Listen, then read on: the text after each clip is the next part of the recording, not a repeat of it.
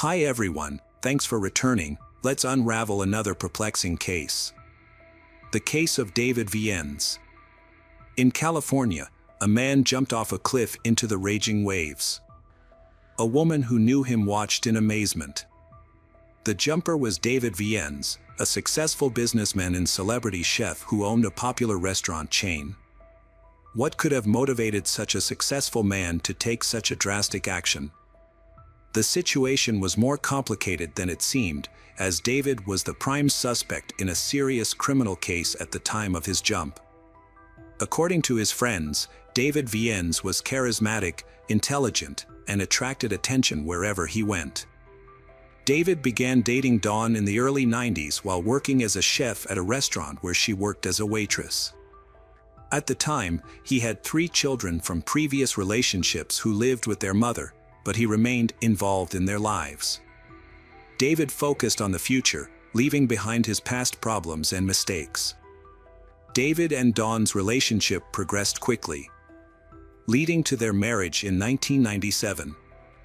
At that time, David owned a successful chain of restaurants, which provided him with both fame and a stable income.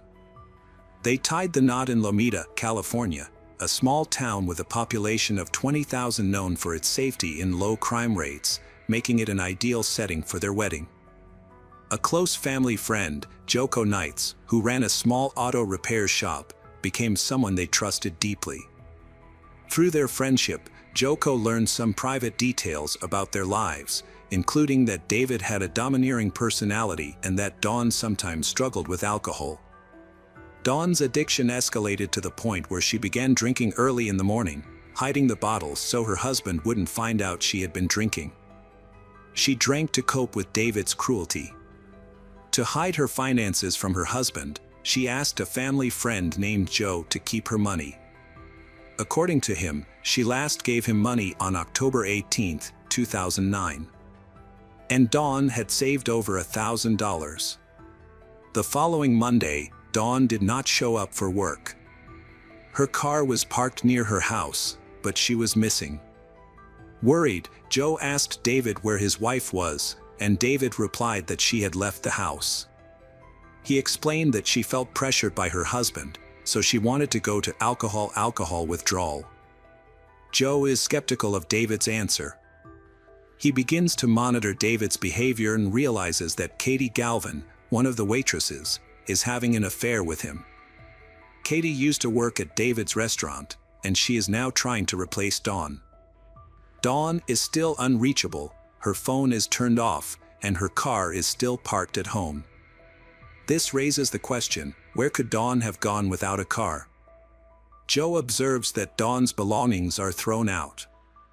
After failing to contact Dawn, her friends filed a police report. David kept telling everyone the same story. They had an argument, and she left, taking only her expensive Louis Vuitton bag. It was strange that she left her car behind, since it was necessary to get around in that small town, which had no airport or train station. She would have needed her own transportation to leave. It seemed unlikely that a rich woman like Dawn would take the intercity bus. While investigating David's past, police found out that he was not only a skilled cook but also sold large quantities of weed. He had been involved in this activity before 2009. His restaurant business was thriving, so he didn't need to closely oversee it. This gave him the opportunity to focus on distributing drugs to small dealers. In 2005, David was arrested for drug trafficking, revealing that this was not his first offense. He had been convicted of similar activities in 1993. David worked as a police informant, always available and assisting when needed. This cooperation led to the dismantling of a citywide drug trafficking network, for which he served only 1 year in prison. In 2008, after being released from prison, David got married and moved to Lomita with Dawn, where they lived until the unfortunate events of 2009. When his wife mysteriously disappeared, he asked his daughter, Jackie, to accompany him to the restaurant to help with the business. Jackie helped with the business, while Katie was his mistress and aspired to be Mrs. David in the future. Jackie was 19 years old at the time. David kept telling everyone the same story about his wife, Dawn's disappearance, that they had a fight and she left him. However, Jackie suspected that her father was not telling the truth. Jackie directly asked her father where Dawn was. David shocked her by admitting that he had accidentally killed Dawn and asked his daughter to keep quiet and not call the police. Jackie agreed. Meanwhile, the police began to suspect David. In response, he took drastic action by asking his new girlfriend Katie to send text messages from Dawn's phone, pretending that everything was fine and there was no need to worry. David thought that once the police saw these messages, they would close the case. However, these messages only raised suspicions. This was because Dawn always signed her messages with the nickname Pixie, but Katie made a mistake and wrote the nickname wrong. The police obtained a search warrant for the David family home and conducted an inspection. They discovered blood in the bedroom and another room, but the stains were old and showed signs of attempted removal, making them unusable as evidence. 16 months after the Dawn's disappearance, it was impossible to find proof of the David's guilt. Although the police were almost certain that the David had killed Dawn, they lacked solid evidence against him. The only lead was the blood found in the house, which ultimately led nowhere. Reporters closely followed the case from the beginning, as it was a novel event in the area. This media attention benefited the investigation by keeping the suspect on edge, as people under pressure tend to make mistakes. One day, a reporter visited a restaurant and loudly claimed that David's entire house was covered in blood. This was a bluff. But it had the effect. David became anxious, and the reporter was expelled from the restaurant. The police decided to question David's daughter, Jackie. 2 police officers met her and took a confession from her. Jackie told them what had happened and then called her father, warning him that the police would be coming to arrest him until a warrant was issued. The press learned of the details and published the story on February 23, 2011. Overwhelmed, David confessed everything to his girlfriend, Katie Galvin. He claimed it was an accident and expressed that he did not want to spend the rest of his life in prison, saying that ending his life was the better option. After saying this, he rushed to his car, and Katie followed him. Despite the situation, Katie felt calm, believing that he would not harm her. They reached the cliff where David had left Katie in the car. He ran and jumped off the cliff. Amazingly, the 25-meter fall was not fatal for David. He survived. However, David's body had many broken bones. He was rescued from the cliff by a helicopter and taken to the hospital. If he had jumped head first, he would have died, but fate had other plans. A few days later, he confessed to the police from his hospital bed. He mentioned that the most recent conflict with his wife was due to Dawn's bad habits. She was not only abusing alcohol but also addicted to illegal drugs. His daughter confirmed his testimony. David explained that their conflict on the night of the incident was due to illegal substances. He came home after midnight, exhausted from working 90 hours a week. All he wanted was to relax, but he anticipated that his wife would return under the influence of drugs and alcohol. Since she wasn't home yet, he locked the bedroom door to avoid being disturbed and went to sleep.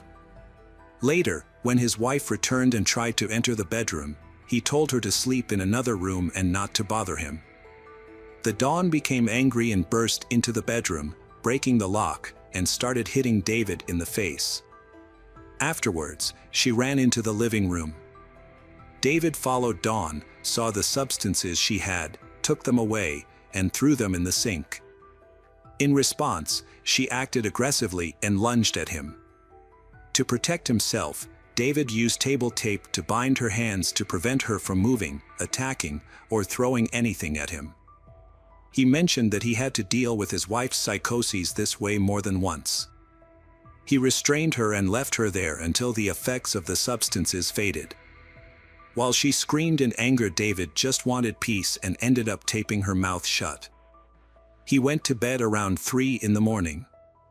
In the morning, as was his habit, he rolled over to his wife's side but found her gone. He fell asleep again, forgetting that she was still tied up in the living room. When he woke up and went downstairs, he found Dawn dead. David realized that under the influence of drugs, she had started to feel nauseous and choked because her mouth was taped shut. In despair, he felt that his life was over. But he didn't want to spend the rest of his life in prison. So he decided to dispose of her body. He carefully packed it and took it to his restaurant. David describes how he used a large vat in the restaurant to dip his wife in water and boil her for 4 days to tenderize the meat. He then cut her body into pieces, put them in garbage bags, and dumped them in a dumpster. When the garbage truck collects the restaurant's food waste, the remains of a boiled human being would likely go unnoticed because they would be unrecognizable.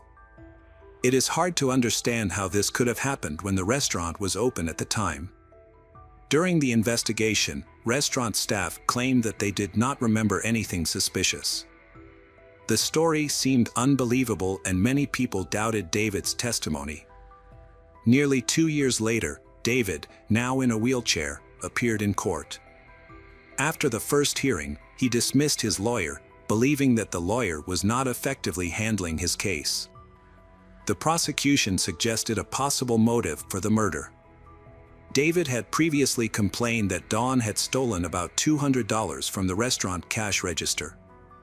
During the trial, David claimed that after 17 years of marriage, he would never intentionally harm his wife, especially over such a small amount of money. He found it ridiculous to be charged with first-degree murder for such a trivial reason. David maintained that he had always provided for his wife, buying her expensive clothes.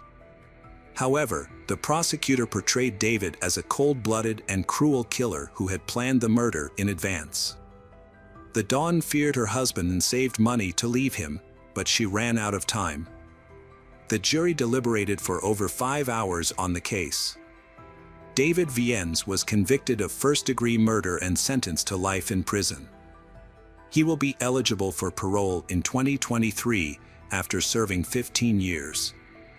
Currently, he remains incarcerated but could be released at any time. The remains of Dawn Viennes have never been located. Despite extensive searches at the dump, David claimed he hid his wife's skull and jawbone in his mother's attic, but the police were unable to find any evidence there.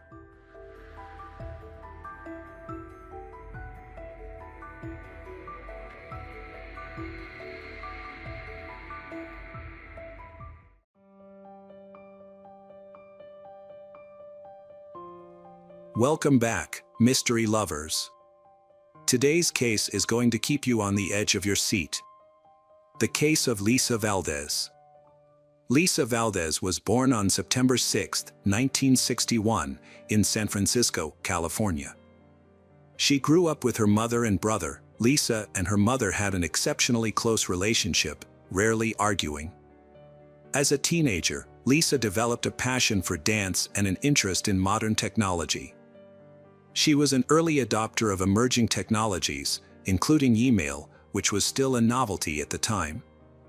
This interest in technology would later shape her career path.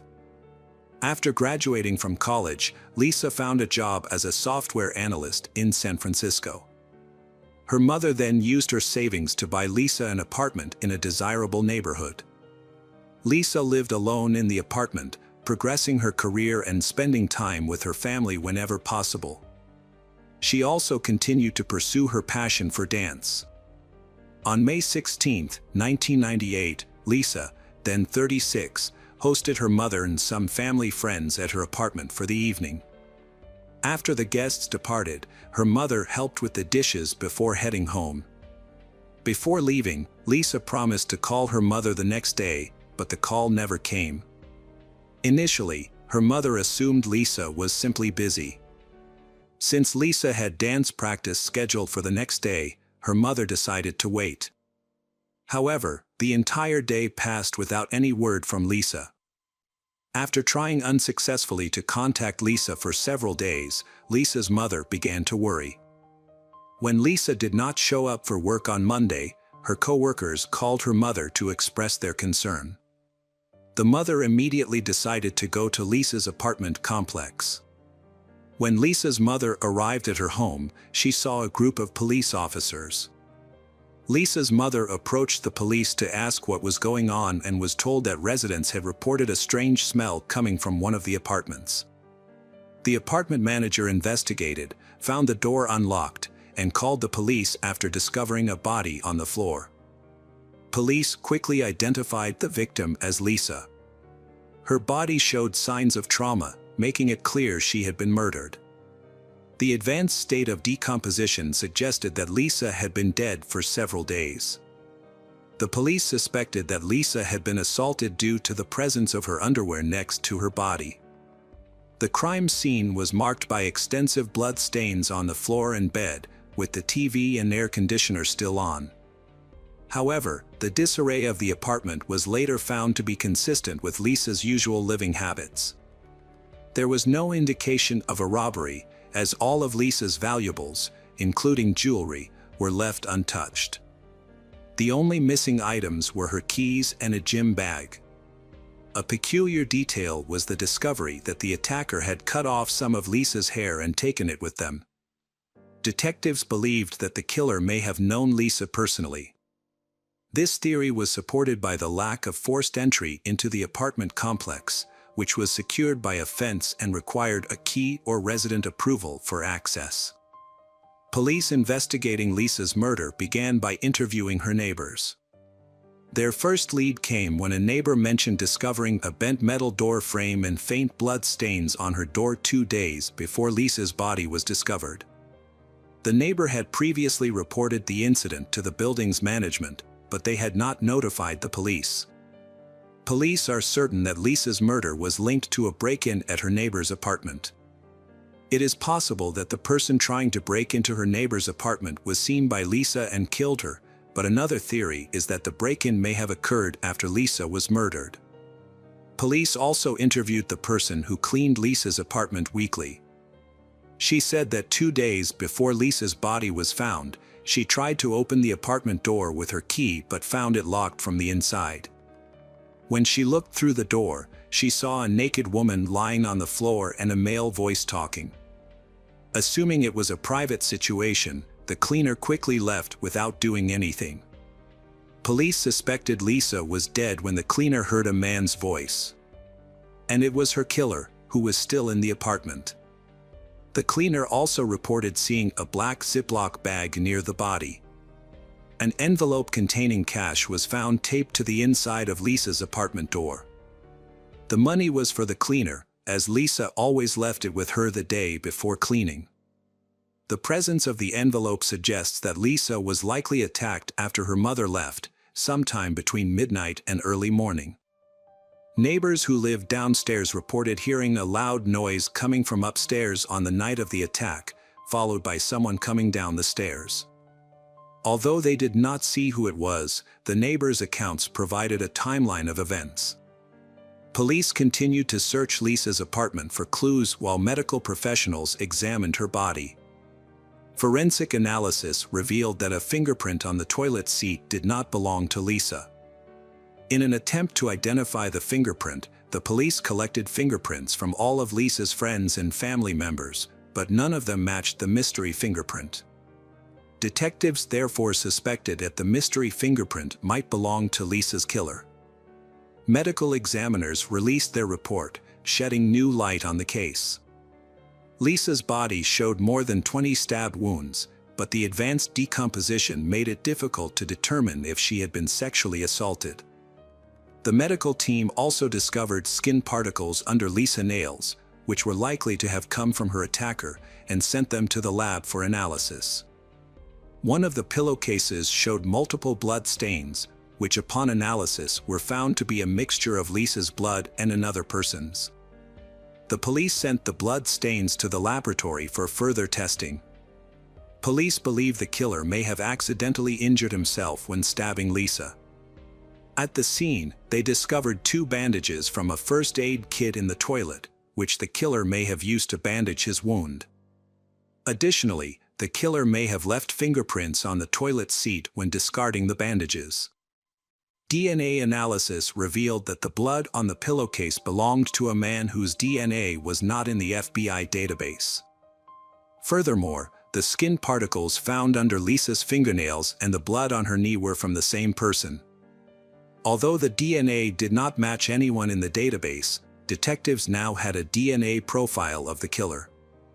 The police compared the DNA evidence with samples from criminals in the area. They also began to scrutinize Lisa's acquaintances. Lisa's mother mentioned that Lisa had met a man named Albert Ketto and that they had planned to go on a date the day after the murder. However, Albert Ketto had canceled their plans just days before. Police brought Albert Ketto in for questioning and noticed a large cut on his hand. Police considered Albert Ketto a potential suspect. However, Albert Ketto denied any involvement in the crime. Police collected Albert Ketto's fingerprints and DNA samples for further analysis. However, the test results showed that none of Albert Ketto's samples matched the blood found on the pillowcase. Additionally, the skin particles under Lisa's fingernails belonged to someone else. This new information led investigators to expand their search for other suspects. Police decided to look at messages left on Lisa's answering machine in the days before she was killed.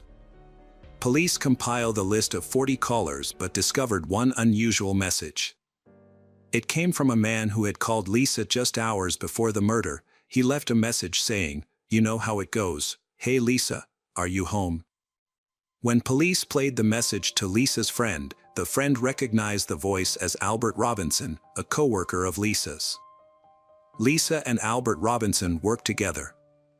However, Albert Robinson had expressed romantic feelings for Lisa, but she did not return his feelings. Albert Robinson appeared at Lisa's memorial service a few days after the murder. Albert Robinson claimed that he and Lisa were in love, saying that they planned to get married and start a family. However, Lisa's friends and mother objected to this. Lisa told them that she had no feelings for Albert Robinson and that the relationship between the two was just friends. During questioning, Albert Robinson denied any involvement in Lisa's murder, claiming that he loved Lisa and would never hurt her. However, he refused to provide DNA and fingerprint samples to the police, which aroused suspicion and made him the prime suspect. Police obtained a search warrant for Albert Robinson's home, where they discovered something unusual. Albert Robinson's home contained many photos of Lisa. However, despite the evidence, he continued to deny his involvement. He cooperated by providing his fingerprints and DNA samples to the police. However, they were surprised when Albert Robinson's test results did not match the samples collected at Lisa's apartment. Police eliminated Albert Robinson as a suspect. Due to lack of evidence, the case remained unsolved for many years. The investigation continues, with police waiting for the suspect's DNA or fingerprints to be matched in a database. Over the years, Lisa's mother has used social media platforms to plead for information. But the police have yet to uncover any new clues, leaving the case even more unsolved. In 2010, the FBI used new DNA technology to identify suspects by matching their DNA to relatives in a database. This method was limited to close relatives. On September 2nd, police received a call from the FBI with the news. Although the FBI did not compare the DNA to possible relatives in the database, they did retest the original DNA sample as part of the process. Amazingly, 13 years after the murder, the retested DNA sample was a perfect match. DNA from blood and skin particles found under Lisa's fingernails matched a 52-year-old man named Anthony Hughes, whose DNA had recently been added to the FBI database. Although Anthony had a lengthy criminal record, his DNA was not in the database because he had committed a minor crime. However, a change in California law requires DNA samples from all convicted felons, regardless of the severity of their crimes. As a result, Anthony's DNA was collected after he was arrested for petty theft. The investigation revealed that Anthony's fingerprints were also on file and matched those found on the toilet seat in Lisa's apartment. Experts were able to identify the specific finger that left the fingerprint. Prior to the arrest, police searched for additional evidence that linked Anthony to the crime. 13 years ago, police reviewed calls to Lisa's phone before she was killed, but they ignored calls made after her death. Recently, police discovered a call made by Anthony to Lisa's phone just one day after her death. He left a message, the content of which seemed normal and did not arouse any suspicion at the time.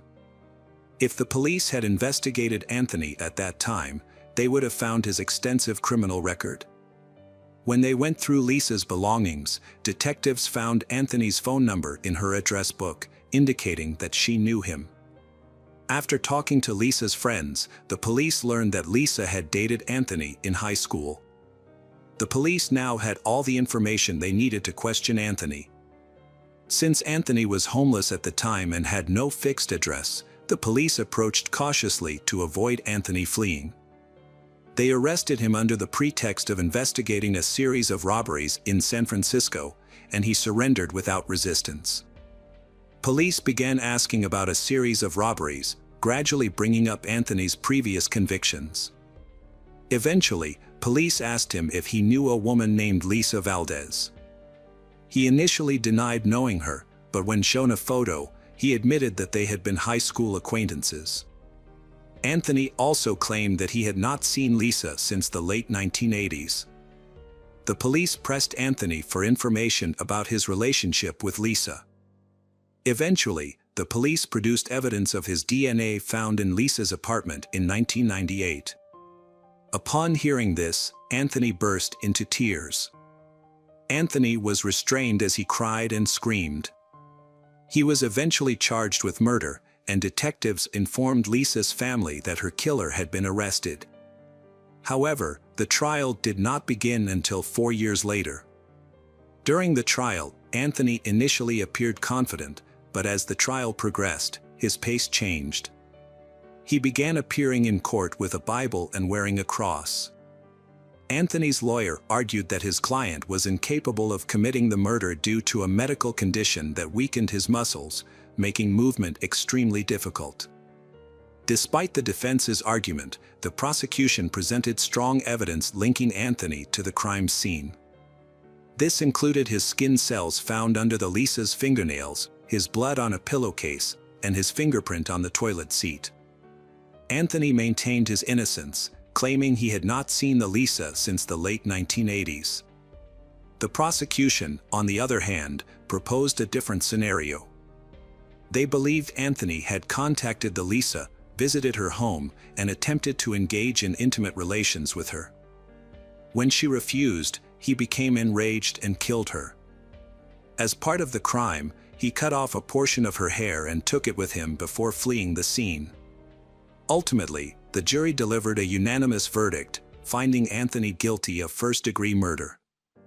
However, the prosecution faced challenges in securing a conviction for sexual assault due to the advanced state of Lisa's decomposition, which made it difficult to gather sufficient evidence. The charges were reduced from first-degree murder to second-degree murder, which carries a lighter sentence. Anthony was sentenced to life in prison with the possibility of parole after 16 years. Anthony has been in prison since then and continues to maintain his innocence. Anthony will be eligible for parole in 2031 at age 72. However, Anthony's chances of being paroled are slim, as parole boards typically view refusal to plead guilty as a lack of remorse.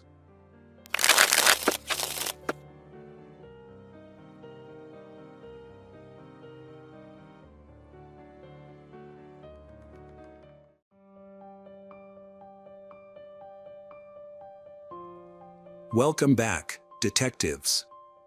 Let's dive into another horrible case, the case of Rowan Ford.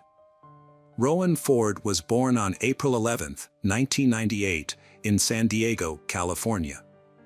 Her parents divorced when she was young, and her mother, Colleen, moved with her to a small town called Stella in Missouri. Later, her mom met a man named David, and they got married. Colleen had several children from a previous marriage, and soon after their wedding, she and David had a daughter together.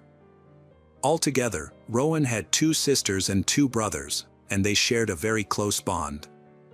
She spent a lot of time outdoors, riding her bike around town, enjoying swimming, and indulging in her passion for drawing.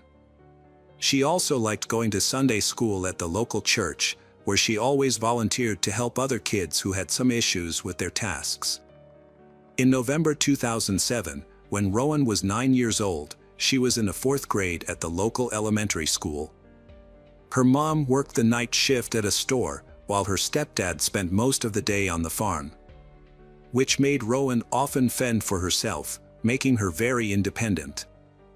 On November 2nd, she stayed home alone as usual. Her mom went to work, and her stepdad hadn't returned from the farm yet. The next morning, around 9 a.m., Colleen came home from her night shift and checked Rowan's room, but her daughter wasn't there. She asked her husband where her daughter was, and he said she had asked him if she could have a sleepover at a friend's house, and he had let her go.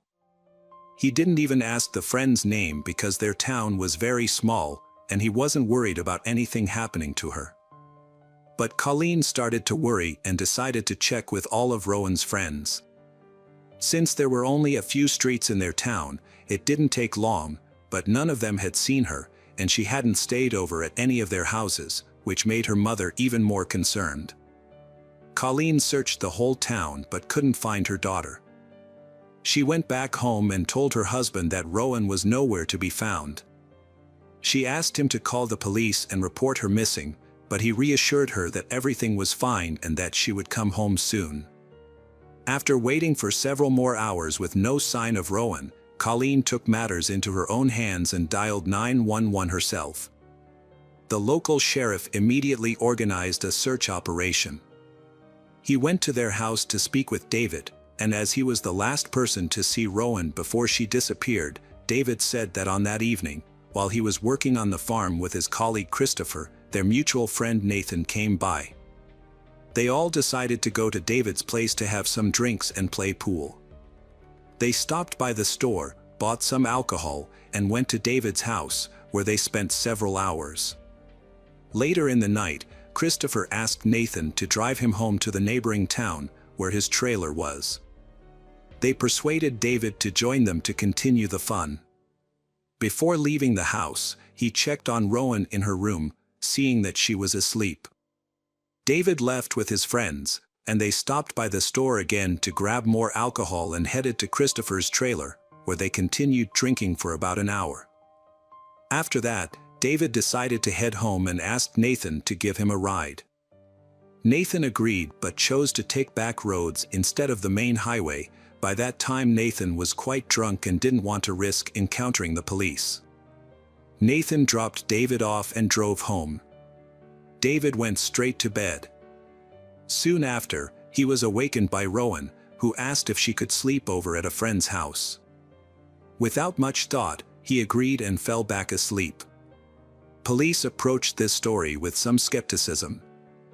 What puzzled them most was the fact that a 9-year-old girl decided to go to her friend's house in the middle of the night, and her stepfather let her go without even asking which friend she was talking about.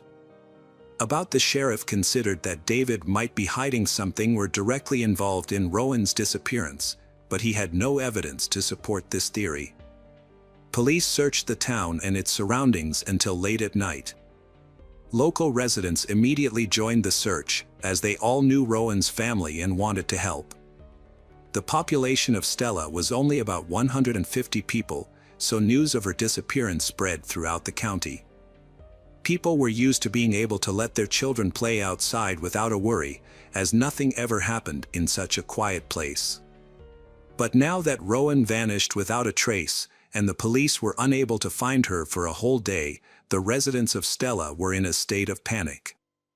The search for Rowan yielded no results on the first day. However, the investigation progressed on November 4th when the police spoke with Christopher in a neighboring town. He corroborated David's account, but revealed that David had not contacted him to inform him of Rowan's disappearance. Christopher stated he had not spoken with Rowan or her friends since that evening. Despite an expanded search with more volunteers, the police failed to find Rowan or any clues about her disappearance. The following day, the FBI joined the investigation while the local police continued searching the town and surrounding areas.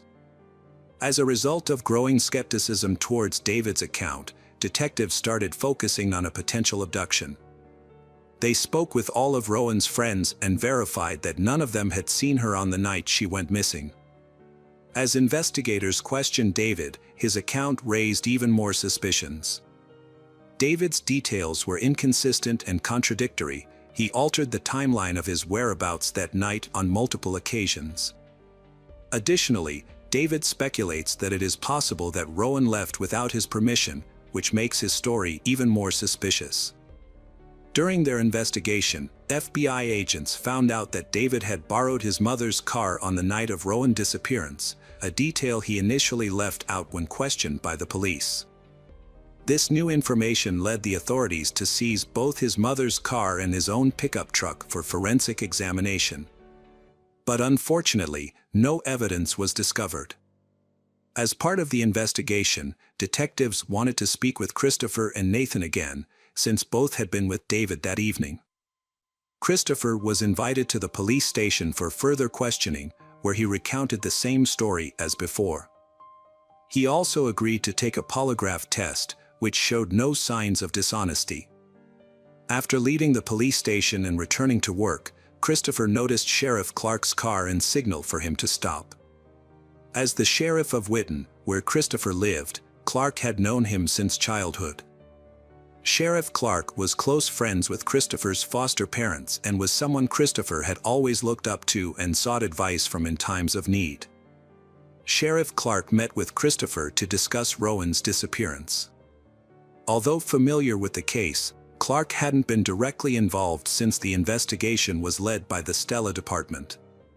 During their conversation, Clark noticed that Christopher was acting strangely, which led him to suspect that Christopher might be hiding something. Given the gravity of the situation and Rowan's uncertain fate, Clark shared his concerns with the FBI.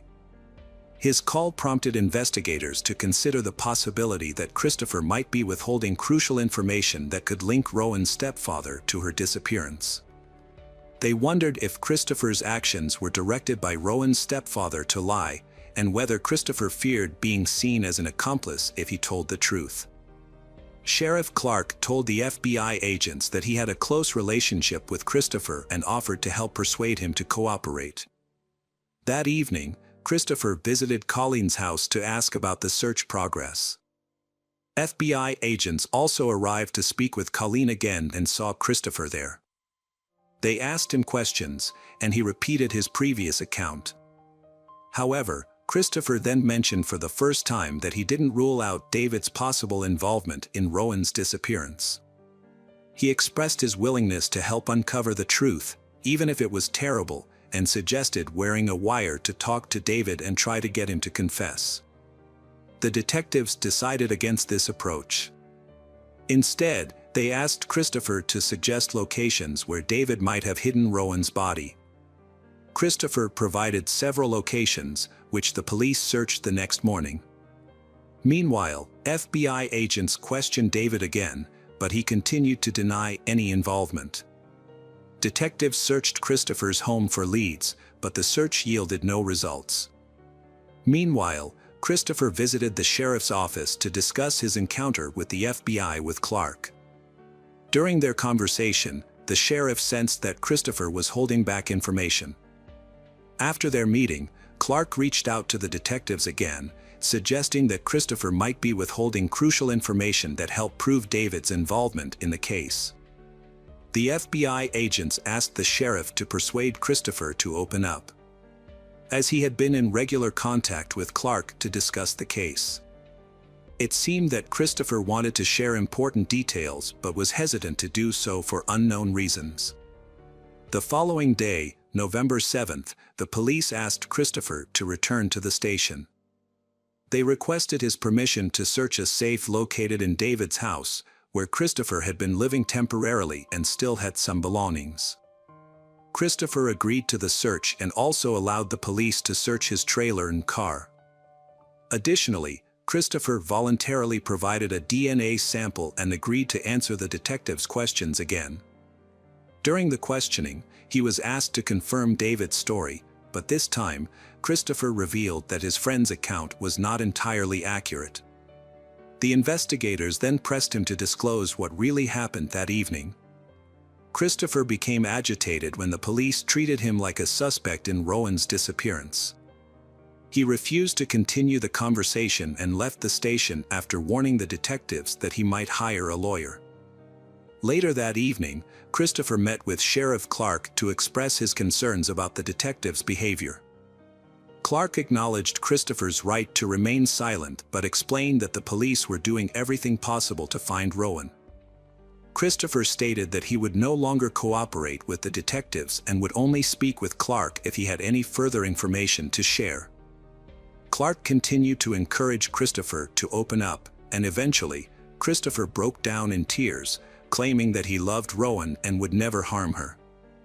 During his time living with the David family, Christopher formed a close bond with Rowan and the other children. They grew to treat him like one of their own, even affectionately referring to him as Uncle Christopher. Sheriff Clark realized that Christopher was on the verge of revealing crucial information, but just as he was about to open up, a visitor arrived at the police station, briefly distracting Clark and causing Christopher to leave. Sheriff Clark reached out to the FBI, updating them on his conversation with Christopher. Clark explained that Christopher was almost ready to disclose what he knew, but warned that pressuring him too hard could lead to him becoming defensive and seeking the help of a lawyer. Clark recommended giving Christopher time to reflect, and the detectives agreed. The search for Rowan continued the following day but yielded no results. However, a new clue came on November 9th, exactly 1 week after her disappearance. Search teams converged on a remote area near the town of Powell, about 10 miles from Stella, and made a significant discovery in the fields and woods, a large pit in the ground. When authorities searched the area, they found Rowan's body hidden under leaves and debris. She was not wearing any clothing from the waist down except for a pair of stockings. A medical examination revealed signs of strangulation and evidence of a sexual assault. After the discovery, FBI agents reached out to Sheriff Clark, asking him to speak with Christopher again, hoping Christopher would now be more forthcoming. Sheriff Clark learned that earlier that morning, Christopher had visited the station, looking for him, and told other officers that he needed to speak with Clark urgently. Sheriff Clark then began searching for Christopher, checking all his usual locations, but he was nowhere to be found. This continued until Christopher contacted Sheriff Clark himself, sounding distressed and asking if he was being followed. Christopher explained that after hearing about Rowan's body, he had driven around town to clear his head and noticed a gray car following him. Sheriff Clark assures Christopher that he knows nothing about the surveillance and suggests they meet in person. When they met, Christopher appeared nervous and expressed concerns for his safety. He feared that with Rowan's body found, he might be accused of murder and that someone might seek revenge against him. Clark took Christopher to the police station, and he said that now when the case had been classified as a homicide, it was time for Christopher to reveal everything he knew. However, when Clark asked Christopher to share what David had done to Rowan, Christopher became emotional and hesitant to talk at the station. He explained that there were too many people around and suggested they move to a quieter location. Clark agreed, and they drove to a small bridge a few miles outside of town. Once they arrived, Christopher asked Clark to handcuff him. Clark was surprised but tried to reassure Christopher that it wasn't necessary. Christopher insists that what he is about to say will change everything and that Clark will then have to arrest him. Christopher then began recounting the events of that night. He told Clark that he, Nathan, and David had gone to his trailer to continue drinking. Later, his friends decided it was time to head home. Nathan gave David a ride, and they chose to take back roads to avoid the police. Christopher had shocked Clark that he had intended to sexually assault Rowan. To carry out his plan, Christopher took advantage of the time when his friends were busy taking a detour through the field. He drove straight to David's house via the main highway. Under the cover of darkness, he slipped into Rowan's room, picked her up, and quietly transported her to his vehicle, carefully avoiding detection as she slept. When they reached his trailer, he sexually assaulted Rowan. This was interrupted when Rowan regained consciousness and tried her best to free herself, but to no avail. During the crime, Christopher took precautions to avoid recognition, deliberately choosing to keep the lights off and maintain his silence. He originally planned to return Rowan to her home under the guise of innocence, but under the illumination of a bright moon, Rowan finally laid eyes on Christopher as he transported her from the trailer. He grabbed a rope, resorted to force to resolve his predicament, and took Rowan's life with his bare hands. He frantically thought of ways to cover up his crime. He got in his car and began driving around the county, pondering methods of disposing of the body. He then remembered a large pit near a neighboring town and headed in that direction.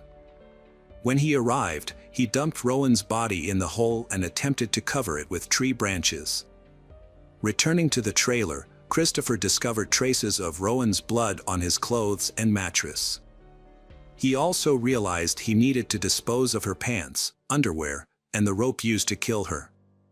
He gathered these items and placed them in a large barrel, intending to burn them. However, he quickly reconsidered, realizing that a large fire would likely attract unwanted attention. Instead, Christopher dragged the barrel into a shed, closed the door, and started the fire inside. This revelation shocked Clark, who had previously suspected David of committing the crime and believed Christopher was withholding information. It was difficult for Clark to accept that a man he had known for nearly 20 years, a man with 3 young children of his own, was capable of such brutality. Although Christopher appears to be a good-natured man, his true nature is much more worrying. After finishing his story, Christopher willingly went to the police station with Clark. Once there, Christopher repeated his confession to the FBI agents and was subsequently arrested for murder. He also gave the authorities permission to search his trailer and car. As he concluded his confession, Christopher expressed regret over his actions and stated that he had cried uncontrollably the following day. The detectives then informed David about Christopher's confession. Given David's suspicious behavior and inconsistent statements, they suspected he might be covering for his friend. However, during interrogation, David revealed a shocking new testimony. David claimed that when he found Rowan missing from her room, he suspected Christopher might have taken her. He took his mother's car and drove to Christopher's trailer. He found Rowan lying on the bed. Christopher leaned towards her. Instead of rescuing Rowan, David joined in and also sexually assaulted her. He then helped Christopher kill her and dispose of her body. David reported that during that traumatic incident, his brain went into shock, and he had no memory of the night for several days. The detectives, surprised by this new information, re-questioned Christopher to verify David's claim. However, Christopher maintained that David was not involved and that incident unfolded as he had initially described. The inconsistencies puzzled the detectives, but Christopher's account still matched incident that had occurred. Medical examination revealed that the victim was strangled with a thin rope, a detail that only the killer would be aware of. A search of the trailer led to the discovery of a barrel containing ashes, and hair similar to Rowan's was found in Christopher's car. Although investigators were still uncertain about the truthfulness of each man's account, both David and Christopher made incriminating statements. As a result, David was also arrested, and the case were sent to court for further proceedings. During the trial, Christopher requested that his statements be excluded from the case, arguing that he was not aware they could be used against him and that the police had violated his rights. However, the judge rejected this request, as all of Christopher's conversations with investigators were voluntary. Christopher also attempted to present mitigating circumstances, citing his difficult childhood as a factor. He had been shuffled between biological and foster parents from a young age, which had a significant impact on him. Despite these efforts, Christopher was unable to avoid punishment. In 2012, 5 years after the murder, Christopher was sentenced to death. He appealed the sentence, but was unsuccessful. In contrast, David's situation was more complex. Although he admitted to assaulting and killing Rowan, his account conflicted with Christopher's statements, creating a significant problem. If the prosecution had charged David with murder, it could have potentially led to Christopher's conviction being overturned, allowing David to avoid accountability as well. However, due to the lack of concrete evidence, such as DNA, in fact, they were still uncertain about David's involvement. Although it was possible that David might have collaborated with Christopher in committing the crime, there was no supporting evidence for this theory. To minimize the risk of overturning Christopher's sentence, the prosecution made the difficult decision to reduce David's charges. As a result, David pleaded guilty to 2 lesser charges: child endangerment and obstruction of justice. David received an 11 years prison sentence, with a minimum of 5 years to be served. This outcome sparked widespread outrage, as many felt that if David was indeed involved in the murder, his punishment was disproportionately lenient. Unfortunately, this sentence is now final, and it is unlikely that David will face retrial for this case. Christopher remains in prison awaiting execution, but it's uncertain whether the death penalty will be carried out due to the often lengthy time between sentencing and execution, which can span decades, meaning he might spend the rest of his life in prison instead.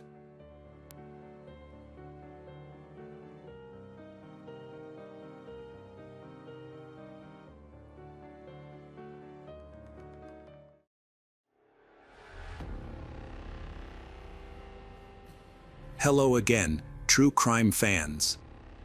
We've got another mysterious case to explore. The case of Eurydice Dixon. Eurydice Dixon was born on November 10, 1995 in Melbourne, Australia.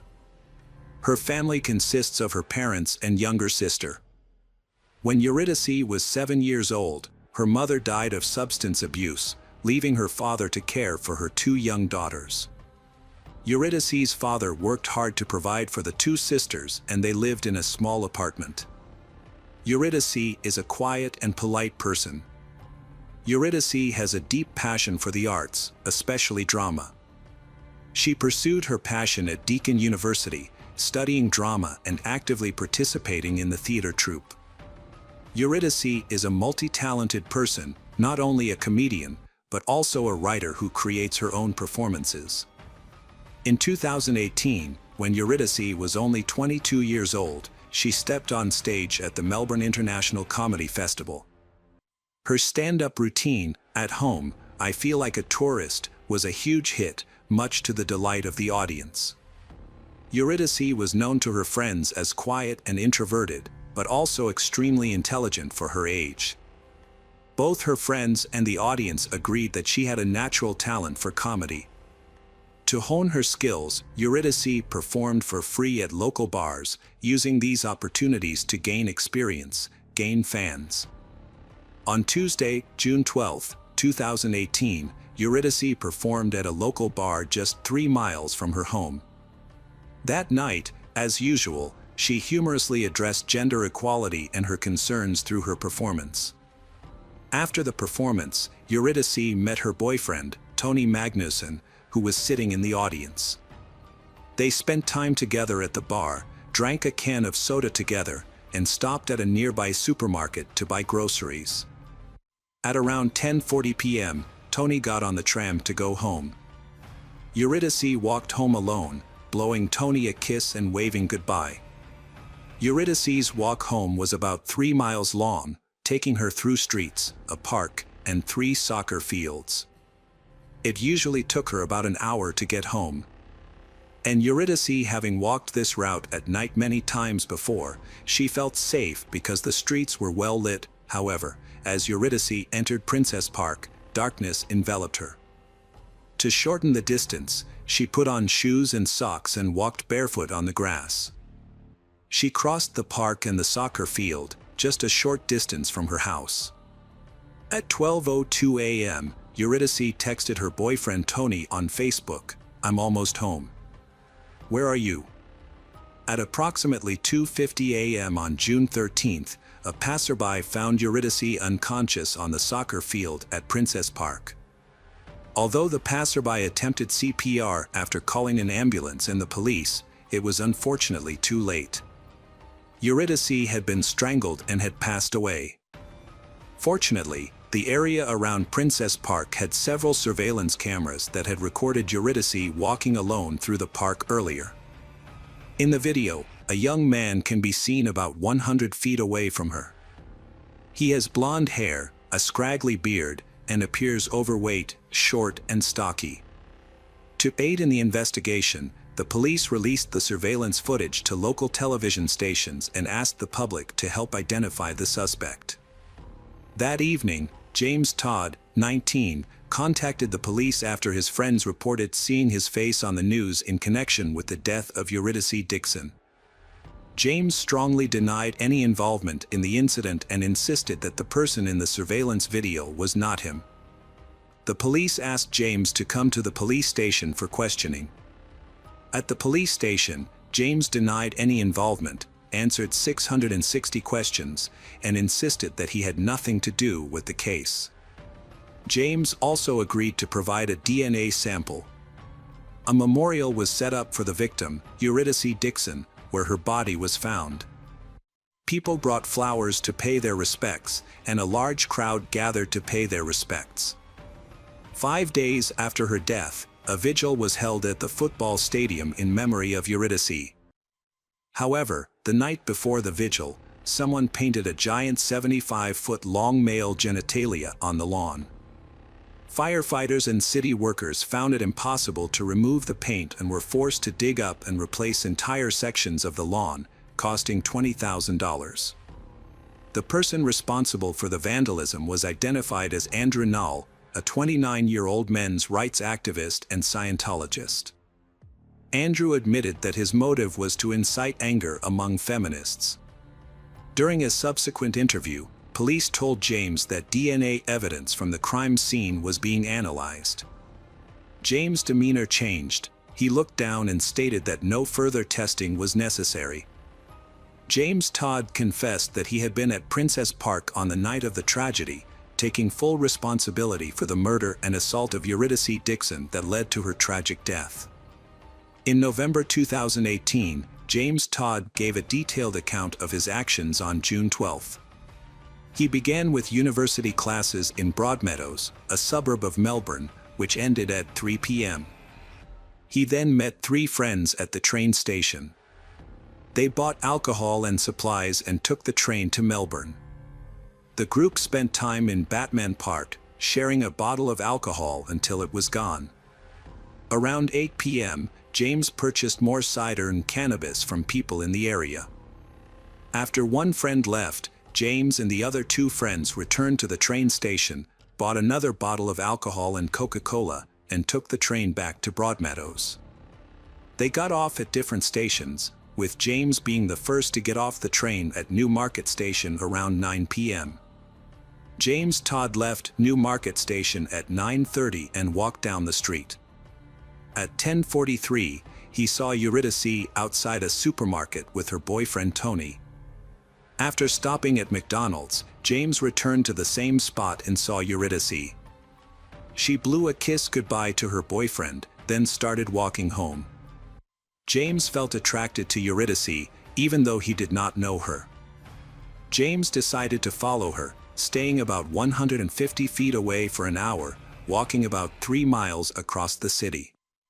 Whenever Eurydice slowed down, James would stop to smoke. A surveillance camera recorded them passing the University of Melbourne. About 45 minutes after James began following her. As she neared her home, Eurydice texted her boyfriend Tony to let him know she was coming home. She was walking through Prince's Park at this time. At around midnight, Eurydice, after sending a text message to her boyfriend, was walking home across the third soccer field when Eurydice was attacked from behind by James Todd. He grabbed her hair and skirt, pushed her to the ground, and then sat on her chest, grabbing her by the neck. In self-defense, Eurydice fought back by scratching James' face, neck, and shoulders. However, she was still unable to escape from James. After satisfying his desires, James strangled Eurydice until she died. According to his statement to the police, James said he thought Eurydice was drunk when he first saw her. He wanted to talk to Eurydice. However, Eurydice's autopsy showed no alcohol or illegal substances in her body. Medical examiners determined that Eurydice's cause of death was strangulation, accompanied by blunt force trauma to the head and other parts of the body. After committing the crime, James took Eurydice's phone and left the park. James found a temporary shelter and slept until 4 a.m. When he woke up, James checked the injuries on his body and face by taking a selfie with his phone. Then, James took a shower. He took off the t-shirt with the skull and special words, and left it there. Then, James returned to the area near Princess Park, where the police were investigating the case. James observed from a distance, not entering the park area. Then, James went home, buying coffee and cake on the way. At 7 a.m., James arrived home and started searching for information about Princess Park on the internet. Later, a friend of James said that James appeared on a TV show in a news report about the girl's murder.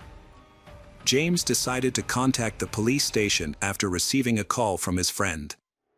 James' girlfriend, a 4-year relationship, recalls that during intimate moments, James tended to be rough with her. However, when she took a closer look at James' internet search history, she discovered that James was searching for violent and extreme content. James Todd, 19, is a working and studying student who aspires to build a career in the restaurant industry. He lives with his parents and often stays up late to watch adult videos. In particular, movies with tragic endings for female characters make him want to recreate them in real life. James grew up in very difficult living conditions. James' family consisted of 5 members, his parents and 3 sons, with James being the middle child. They lived in a chaotic and uncared-for environment, with many pets and a kitchen that collapsed due to rotting floors. Food was often cooked in the bathroom on a simple stove, right next to the toilet that was often clogged. The entire house was a mess with cluttered furniture, trash and debris everywhere, with leftover food and garbage everywhere. James was rarely at home and often had to sleep on a desk in a classroom or on a park bench. His mother said that the poor condition of the house was partly due to her suffering from depression. However, James insisted that their house was always in a state of neglect, regardless of the cause. Information about the father's role in the family situation was not mentioned. Prior to the incident, James had been visiting the house less and instead spent more time at his girlfriend's house. His girlfriend noticed a change in his behavior and attributed it to the stress of college and his worries about his future. The police discovered that James had been diagnosed with mild autism spectrum disorder and attention deficit hyperactivity disorder as a child. As a teenager, James had been in and out of psychiatric care several times because his teachers were concerned about his antisocial behavior. However, it should be noted that autism or Asperger's syndrome can manifest in many different ways, but is not associated with dark or harmful sexual tendencies. In James' case, 2 psychiatrists worked with him and analyzed his situation thoroughly. The doctors concluded that James showed signs of sadistic personality disorder, a factor that may have contributed to the tragic events. Doctors believe that the combination of autism and sadistic elements in James's personality may have played a role in his tragic end. James' friends sought him as sociable, cheerful, and seemingly no different from other people. They noted that he was able to apologize, distinguish right from wrong, and behave rationally. The judge who heard the case concluded that James Todd intentionally killed Eurydice Dixon, motivated by perverse desires and the intention to act out his perverted fantasies.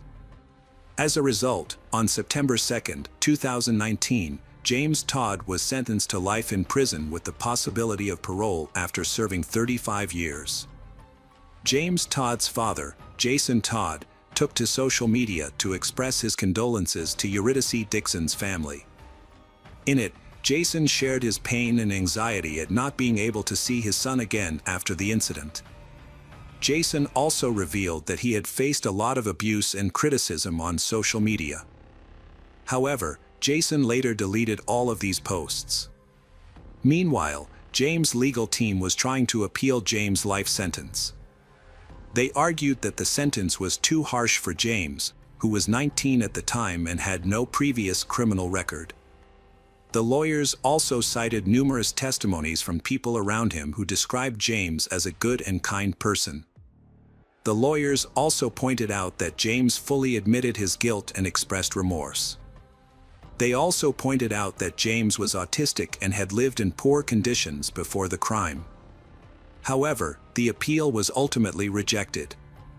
Police investigating the case say James is now living in significantly better conditions than his previous home. James still feels remorse for his actions. James' time in prison was harder than other prisoners. Psychiatrists say James would pose a serious threat to women if released. Following the death of Eurydice Dixon, the bar where she last performed comedy decided to cancel its comedy nights on Tuesdays in her memory. To continue Eurydice's legacy, the Melbourne government has introduced grants to support emerging female comedians. Andrew, who desecrated the Eurydice Dixon Memorial, was convicted and sentenced to 5 months in prison. Following the tragic death of Eurydice Dixon, police have advised women to be more careful at night, avoid walking alone, and always carry their phones.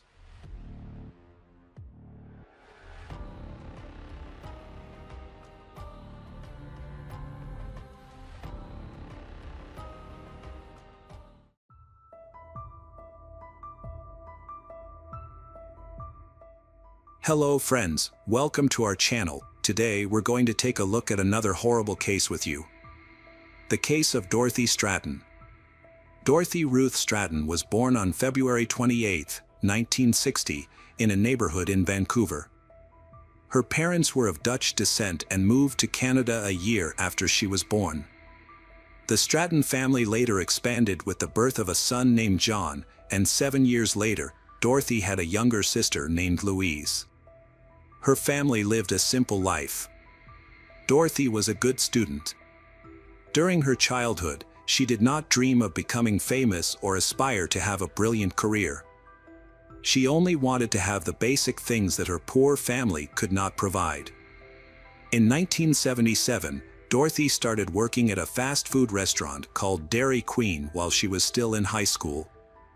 At that time, she was 17 years old, with blonde hair, a charming face, and a tall figure that attracted a lot of attention.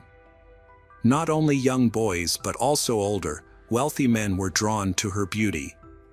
One evening before the diner closed, Paul Snyder, a charming young man, walked into Dorothy's workplace. Paul was quickly attracted to the young and attractive Dorothy. After ordering and paying, Paul handed her a large bill. When Dorothy said she couldn't give him the change, Paul laughed and offered her the money on the condition that she go on a date with him immediately. Dorothy agreed. Paul Snyder, 26, was a prominent figure in Vancouver. He managed and scouted models for clubs. He had many friends and connections across Canada. When Paul saw Dorothy, 17, with her blonde hair and charming smile, he immediately recognized her great potential. Paul asked Dorothy out on a date to a fancy restaurant and gave her a red evening gown. She later wore the dress to her high school prom. Paul and Dorothy began their relationship. Although Paul was 9 years older than she was, her parents did not object to their relationship. A few months into their relationship, Paul persuaded Dorothy to participate in a daring photo shoot. She was initially uncomfortable, but Paul convinced her that she had the potential to become a successful model and earn a considerable income. Dorothy eventually agreed to Paul's proposal. Paul found a studio and hired a professional photographer to take pictures of Dorothy. After completing the photo shoot, he sent the photos to the famous Playboy magazine. Dorothy's photos made a strong impression. A Playboy editor invited her to Los Angeles. However, Paul knew that Dorothy's parents would not approve of her working for such a provocative magazine. So he forged Dorothy's mother's signature, claiming that Dorothy's mother had given her permission to sign a contract with the magazine. In the summer of 1979, Paul and Dorothy went to Hollywood. By August, Dorothy had become Playboy's Playmate of the Month and began working as a bunny at the Playboy Club. However, she felt pressured by the attention and was not used to her new role. She also found it unsettling that wealthy men were infatuated with her and spent time with her. Paul Snider was always by Dorothy's side, always willing to help her. He was in charge of taking care of every aspect of Dorothy's life, from organizing her schedule to signing contracts. However, she also felt completely controlled by Paul. To strengthen their relationship, Paul proposed marriage, and Dorothy finally agreed after some consideration. The reason she accepted the proposal was that she felt she owed him after all that Paul had done for her. In Dorothy's eyes, if it weren't for Paul, she might still be a waitress living off tips. She always felt that if she had never met him, her life would have been boring, working at the diner. However, Dorothy's family had doubts about this decision as they thought that Paul was using Dorothy for profit. Therefore, they warned her against marrying him. In 1979, the same year that Paul proposed, they held a minimalist wedding in Las Vegas. After the simple wedding in 1979, Paul and Dorothy continued to pursue their careers diligently. Dorothy also started filming, where she received recognition from directors not only for her beauty and charm but also for her real acting ability. As Dorothy's fame and fortune grew, she used her earnings to buy a spacious home in Los Angeles, where she lived with her husband. Paul Snider was pleased with his wife's accomplishments, boasting to friends that Dorothy's growing fame was a shared success. As Dorothy's manager, Paul was always present at her photo shoots and events, overseeing their finances and assets. He also closely monitored her diet, clothing choices, and alcohol consumption at social gatherings, occasionally giving her guidance on which influential people to associate with to advance her career. There was much speculation that Dorothy had an affair with Hugh Hefner, the editor-in-chief of Playboy magazine. However, Hugh denied these claims, insisting that Dorothy was not a woman of loose morals. Over time, Dorothy began to realize that her husband Paul was controlling her life too much. Dorothy appointed a new professional manager and began to exclude her husband from photo shoots, inventing various excuses. The distance between the couple grew, and sensing this, Paul's mental state deteriorated. He became jealously protective of his wife, even hiring a private investigator to monitor her actions. However, no evidence of guilt was ever produced. Paul began to impose restrictions on his wife's clothing, not allowing her to wear provocative clothes and preventing men who did not benefit the family financially from admiring her. He incited conflicts and, in moments of anger, even resorted to physical violence. Dorothy found herself unable to tolerate her husband's aggressive outbursts and increasingly sought to distance herself from him. Friends and colleagues observed growing troubles in Paul and Dorothy's marriage. Playboy staff frequently advised her to end her relationship with her husband. While Dorothy was busy with photo shoots, Paul lived in their home, using his wife's earnings and indulging in idleness. One day, he discovered that Dorothy had set up a company in her name and was actively investing in it. The move, advised by her manager, was strategically arranged so that, in the event of a divorce, Paul Snider would have no claim to the money. Paul's behavior escalated into more scandal as he sought his influence over his wife diminish. As Dorothy rarely returned home, Paul began to realize that his control over what he considered his golden ticket was slipping away from him. In the spring of 1980, at a gathering at the Playboy Mansion, 20-year-old Dorothy met 40-year-old film director Peter Bogdanovich, a close associate of Hugh Hefner. Peter was charmed by Dorothy and invited her to star in his upcoming comedy. Everyone laughed, and Dorothy accepted the offer to play a mistress. On March 22, Dorothy set off alone to New York to shoot the comedy. She lied to Paul, telling him that the director had forbidden anyone other than the cast and crew from being on the set. In fact, she feared that Paul might cause a disturbance during filming. Furthermore, Dorothy asked her manager to filter calls from her domineering husband while she was on set. In New York, Dorothy found herself infatuated with Peter, and a passionate affair blossomed between the actress and the director. Dorothy exuded joy at being with the new person in her life, not wanting to miss out on the opportunity with a sophisticated, wealthy, and influential director. Her attitude towards her husband became distant and cold. Dorothy spent 2 months in New York, and during this time, Paul was left alone in their large home in Los Angeles. Sometimes Paul brought other women home, who were shocked to discover that Paul was being unfaithful to such a gorgeous wife who was also a Playboy model. In April 1980, Dorothy returned to California to attend the Playboy Awards.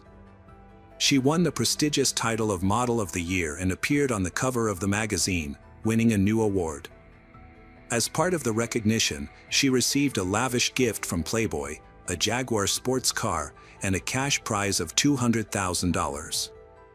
She developed a close friendship with Hugh Hefner, the editor-in-chief, who had high hopes for her. After the ceremony, Dorothy embarked on a 2-week promotional tour across Canada. During the weekend, Dorothy attended a party with director Peter. Meanwhile, she was planning to spend the final part of the tour with her family in Vancouver. However, Paul found out about these plans and immediately traveled to Vancouver, where he had experience managing clubs and numerous connections. During Dorothy's brief break, Paul coerced her into working in clubs and kept all the profits. This period led to a significant conflict between the couple.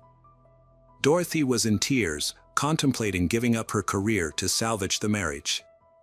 She expressed a desire to return to her parents' house with Paul and start a new life. Paul dismissed this idea. After the tour in Canada, Dorothy returned to New York to continue filming while avoiding her husband. At one point, she phoned Paul and requested some space in their relationship. Paul became depressed and angry with Dorothy. At the time, he was having an affair with a girl under the age of 18. The girl looked like a model, and Paul wanted to transform her into the next Playboy bunny. However, he soon realized that his young lover could never surpass his wife.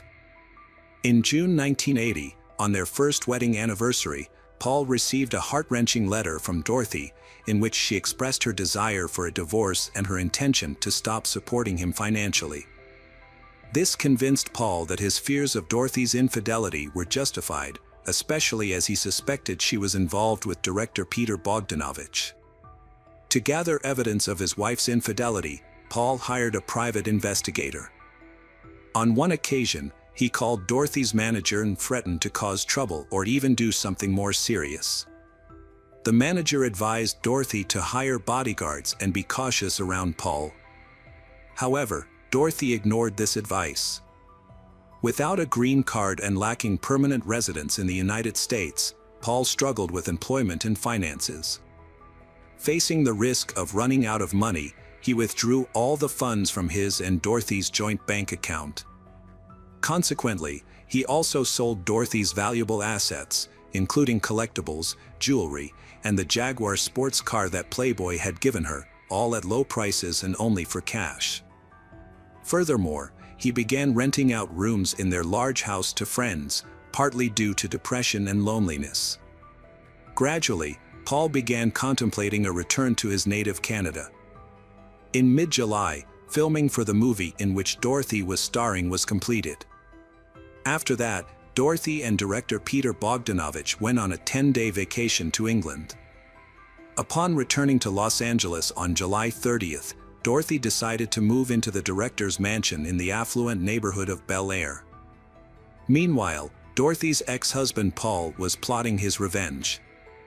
On the afternoon of July 31st, he borrowed a gun and went to Peter Bogdanovich's house at night. He hid near the gates of the mansion, determined to shoot anyone who came near. After hours of fruitless waiting, Paul became desperate and drove to a mountain area overlooking Los Angeles. During his time alone there, he was plagued by painful thoughts of suicide. When he returned home late at night, Paul still harbored hopes of reconciling with Dorothy. A week later, on August 8th, he convinced Dorothy to meet him at his house. However, Dorothy had changed significantly since their separation. She had become a confident woman with a newfound charm and was no longer affected by Paul's words. Dorothy told Paul that she was in love with another man and wanted a divorce. Paul remained calm and asked her to come back in a week to discuss the breakup amicably. However, the next day, Paul attempted to purchase a gun. He visited several stores but was unable to buy one because he was a Canadian citizen. Paul asks his private investigator to purchase a rifle for self-defense and home security reasons, but the private investigator advises against it and refuses to assist. On August 11th, Paul finds an ad in the newspaper for an old 12-gauge shotgun for sale. He decides to go to the San Fernando Valley to check it out and possibly purchase the shotgun. However, he gets lost and cannot find the address, so he returns without the shotgun. 2 days later, on August 13th, Paul returns to the same location and finds the seller. He purchases the old shotgun and tells the seller that he will use it for hunting. On August 14th, Paul asks his roommate to leave the house so he can talk to his wife, Dorothy, in private without interruption. Dorothy's managers and assistants advised her to accompany them to the meeting or to resolve the issues over the phone. However, Dorothy decided to go alone. She brought a large sum of money to express her gratitude to Paul for his past help. She hoped that the meeting would be peaceful and that she could maintain a friendly relationship with Paul. Dorothy planned to have a short meeting with Paul, so she scheduled a photo shoot for that evening. At noon on August 14th, Dorothy went to meet Paul at his home. Upon arrival, Dorothy received a safety check call from her manager. They had previously set up a specific code for her to use if she encountered any problems. After assuring the manager that everything was fine, the call ended. However, the conversation between Dorothy and Paul gradually became tense and escalated into a dispute. In a sudden fit of rage, Paul pulled out a gun and shot Dorothy in the face. After causing Dorothy's death, Paul seemed to lose control of himself and behaved strangely. He eventually took his own life. At 8 p.m., Dorothy's roommates returned home and found her car parked in front of the house. When they entered the house, they saw Dorothy's handbag in the living room and thought that Paul and Dorothy had made up. They assumed the couple was in the bedroom, so they decided to retreat to their own room and keep quiet. Dorothy's managers became increasingly worried when they could not reach her by phone. They finally managed to contact Paul and Dorothy's roommate at 11 p.m. After a brief conversation, the roommates decided to check out the situation in the master bedroom. When they entered, they witnessed a horrifying sight. Both Dorothy and Paul had died. According to the autopsy, Dorothy Stratton, 20, died about an hour after she arrived home. Dorothy's husband, Paul, died about an hour after his wife's death. Hugh Hefner was one of the first people to be informed of the tragic event. He called his friend Peter Bogdanovich and broke the news of Dorothy's death. When Peter heard that Dorothy had died, He was so shocked that he fainted. He then spent a long time on sedatives to overcome his pain and grief. As a result, Playboy magazine was sent out for publication before the editors knew about it, so the August cover was not changed. Consequently, the magazine was published with a picture of Dorothy Stratton, who had tragically passed away. However, for the annual Playboy issue, her image was replaced with that of another model. Peter Bogdanovich was responsible for organizing and financing Dorothy Stratton's funeral. The loss of his lover had a profound impact on him. He decided to cremate her remains, which were then buried in a Los Angeles cemetery. After the tragic death of the model, the film studio decided not to release They All Laughed, the comedy in which Dorothy had starred. Determined to promote the work, Peter bought the film rights with his own money. The comedy, They All Laughed, was finally released in 1981. Despite his efforts, the film did not receive significant praise and failed to attract much audience attention. This commercial failure cost Peter millions of dollars and eventually led to his bankruptcy. Several years after Dorothy Stratton's death, rumors surfaced that director Peter Bogdanovich had secretly met with Dorothy's younger sister, Louise Stratton, who was then 13 years old.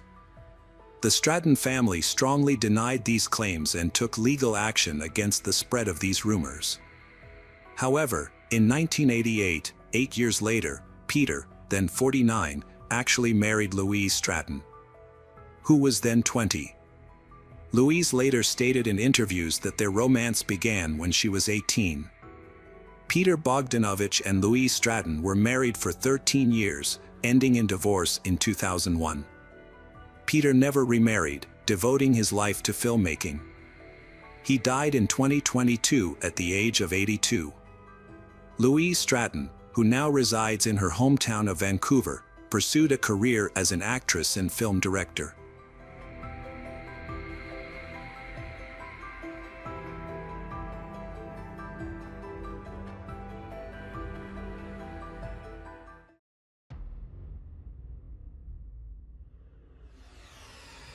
Welcome back, detectives. Let's dive into another horrible case. The case of Callie Ann Poulton. Callie Ann Poulton was born on September 20, 1989, in Rochester, New York.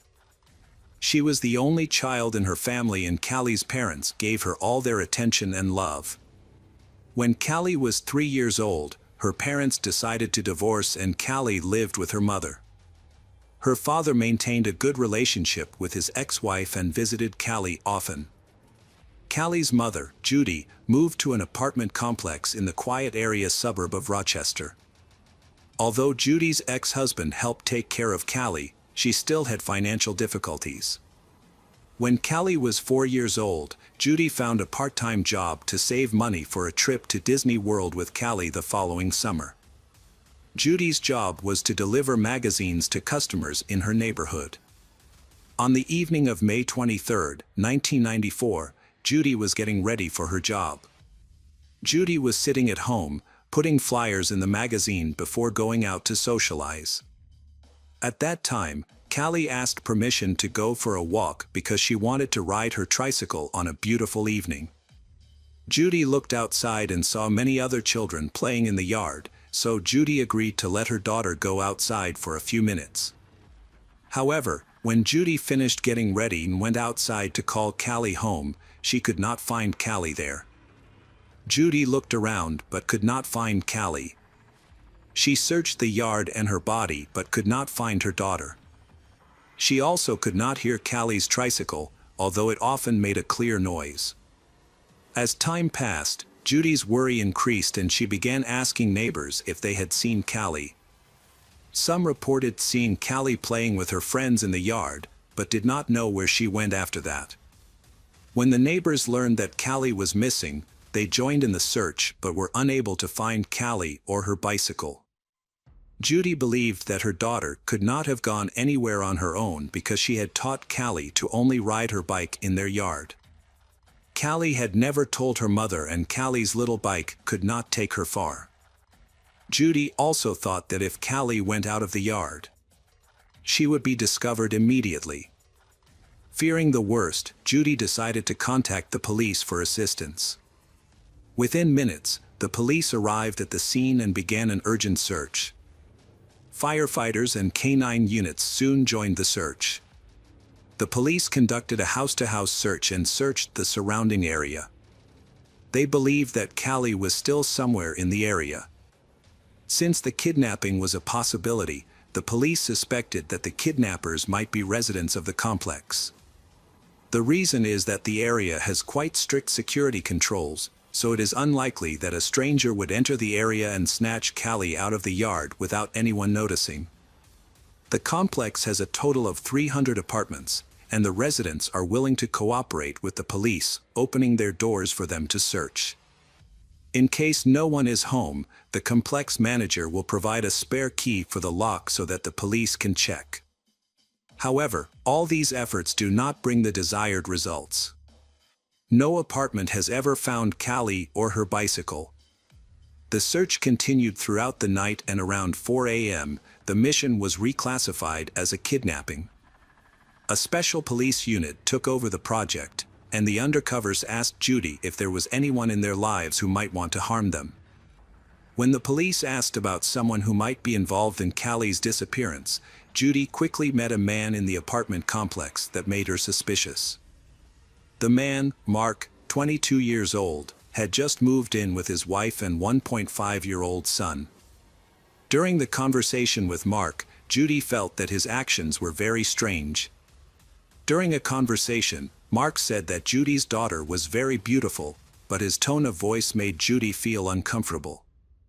What was more worrying was when Mark said that he had seen all the girls in the apartment complex and thought Callie was the prettiest. Mark once asked Judy a very surprising question. He wanted to know if Callie would talk to Judy if someone tried to touch Callie. Judy answered yes and immediately left the yard. Before that, Callie liked to play with Mark on the playground, but since that conversation, Judy has not let her daughter near him, even when she is present. During the conversation with the secrets, Judy recalled another detail. After she went out to look for Callie, she saw Mark walking out to the playground with his son. She asked him if he had seen Callie, and Mark said no. Judy also noticed something strange, that Mark's sneakers were missing their shoelaces, but she did not pay much attention to it at the time. The police decided to mark the matter and took him to the headquarters to determine some issues. Mark denied any involvement in Callie's disappearance and agreed to take a lie detector test. The test results showed that Mark answered truthfully, so he was released. In addition, Judy accidentally provided an alibi for Mark when she saw him playing with her son on the playground at the exact time she was looking for Callie. The police went to Mark's apartment early in the investigation but did not find Callie or Callie's bike.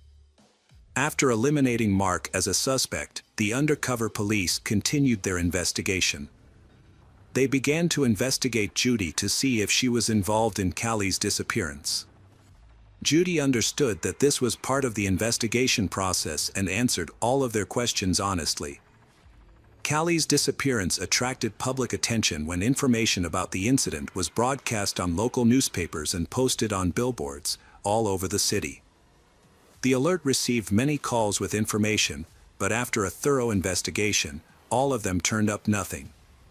However, Judy did not give up and continued to search for Callie. Judy devoted all her time and energy to finding Callie. She contacted the media and did everything she could to find Callie.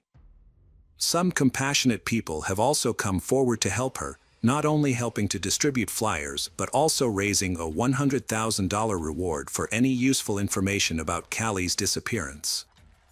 Judy was invited to appear on the Oprah Winfrey Show. Callie's disappearance was featured on a popular television show about unsolved cases. The police investigated the case for 2 years without success. Although they gathered some clues, nothing helped them find a solution. On August 9, 1996, when a woman called the police and told them about a serious argument between her and her husband. During the call, The woman said she was tired of her husband's strange behavior and wanted a divorce. The man tried to convince her not to do so, and told her about the difficulties he was facing. Suddenly, the man confessed a terrible secret: he had killed Callie. The woman was shocked and took her child to her father's house immediately. She then called 911 and revealed her husband's name as Mark Christie, who was also Judy's neighbor. The detectives were surprised to hear her story, but they soon encountered a serious problem. Under state law, any information shared between spouses is protected and cannot be used as evidence in court. This means that even if Mark tells the truth, the police cannot arrest or question him. Furthermore, the police recalled that Mark's apartment was searched in the early hours of the investigation, and he was in the yard with his child shortly after Callie went missing. This led the police to suspect that Mark did not have enough time to kidnap and kill Callie. After listening to Mark's wife's story, Detective Crow decided to find out more information. Through the investigation, Crow discovered that Mark and his family had moved out of the apartment complex just weeks after Callie went missing. Because the parents of the two girls accused Mark of standing naked in front of their house in full view. However, no formal investigation was conducted into this, because by law, Mark was standing in his own home. However, Mark's actions have raised considerable suspicion in the detective's mind. When Detective Crow visits Mark in another city 50 miles from Rochester, he is stopped by Mark's mother. She refuses to allow the detective to see Mark and demands the presence of a lawyer. Mark's mother states that her son will not answer any questions without his lawyer present. Mark seems to know about his wife's report to the police, and Detective Crow realizes that there is little he can do in this situation.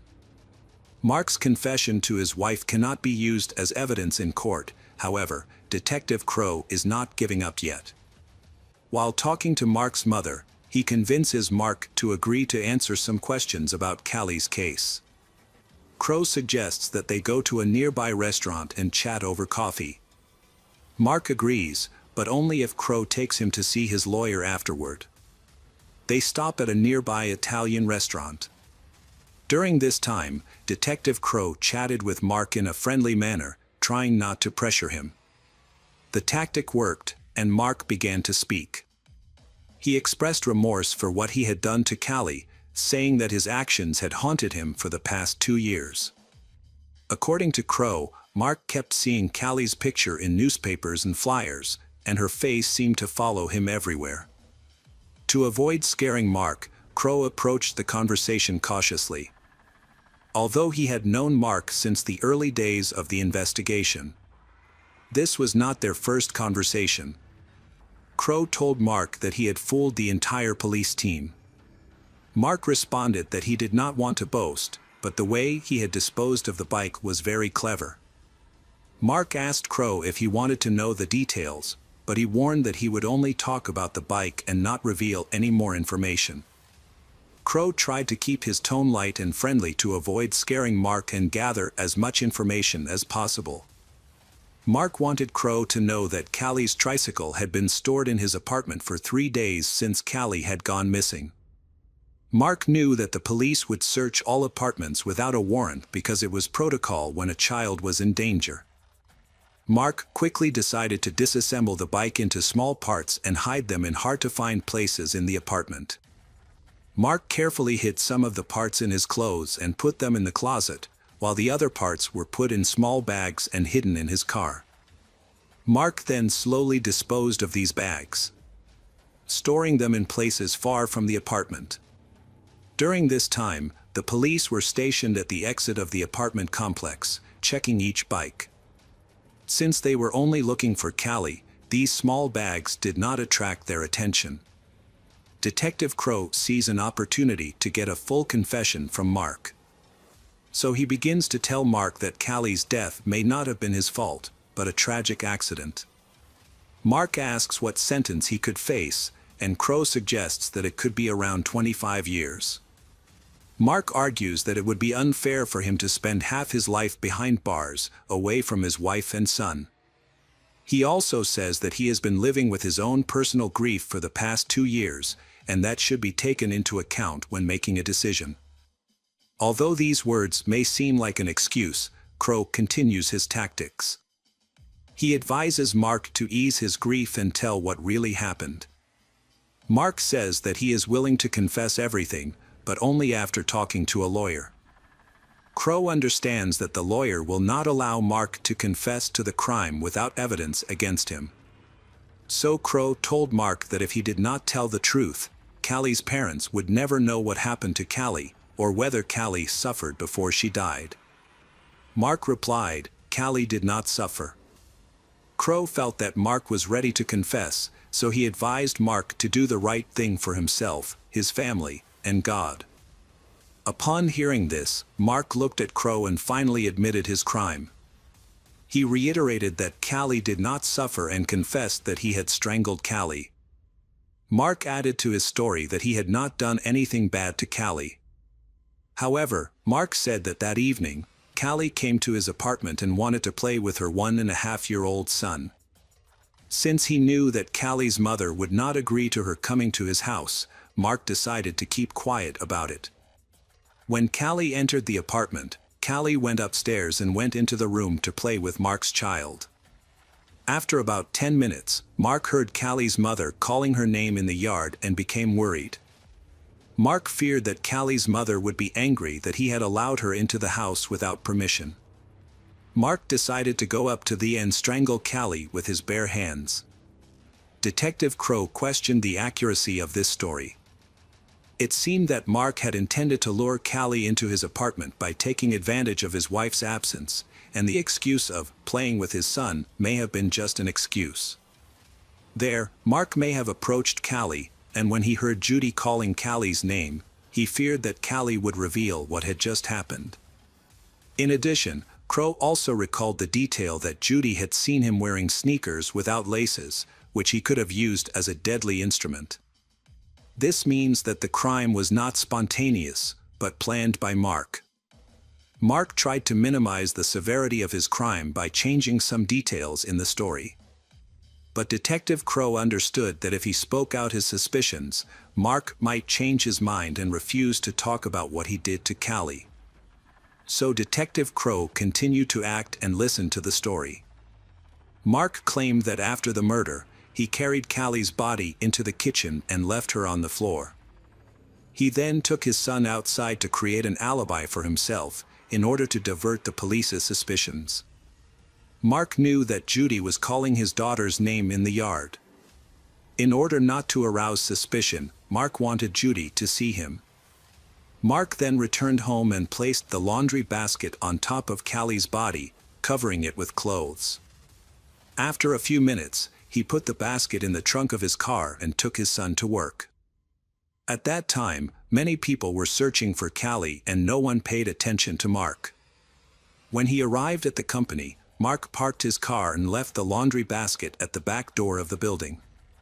Then he drove forward, then Mark turned back and lied to his co-workers that he had forgotten something at work to cover up his actions.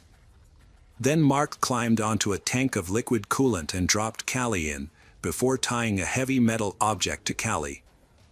Then Mark threw away Callie's clothes, but did not remove Callie earrings. Finally, Mark returned home and joined the search for Callie with other neighbors. Mark took Callie's body out of his workplace before the police arrived to investigate. When confessing his crime, Mark said that killing Callie was a big mistake. After providing the necessary information to Detective Crow, Mark paid for the meal and left a $2 tip. He then accompanied the detective to the police station and was arrested for murder. Mark's attorney attempted to withdraw his confession, but was unsuccessful. Since Mark had volunteered the information, Detective Crow had not broken any laws. Mark's confession was still admissible. The police went to Mark's workplace and opened the box containing Callie's body. 2 years after Mark killed Callie, Callie's body was still in the box. Due to the high level of decomposition, experts were unable to determine the cause of death or any other details. They were only able to confirm the victim's identity, and Callie's family was finally able to bury Callie.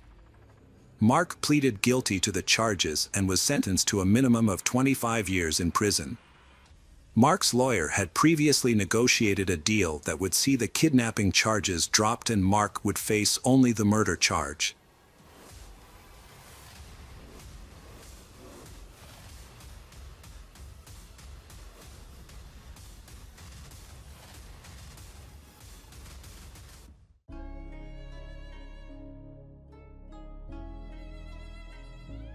Hello friends, welcome to our channel. Today we're going to take a look at another horrible case with you.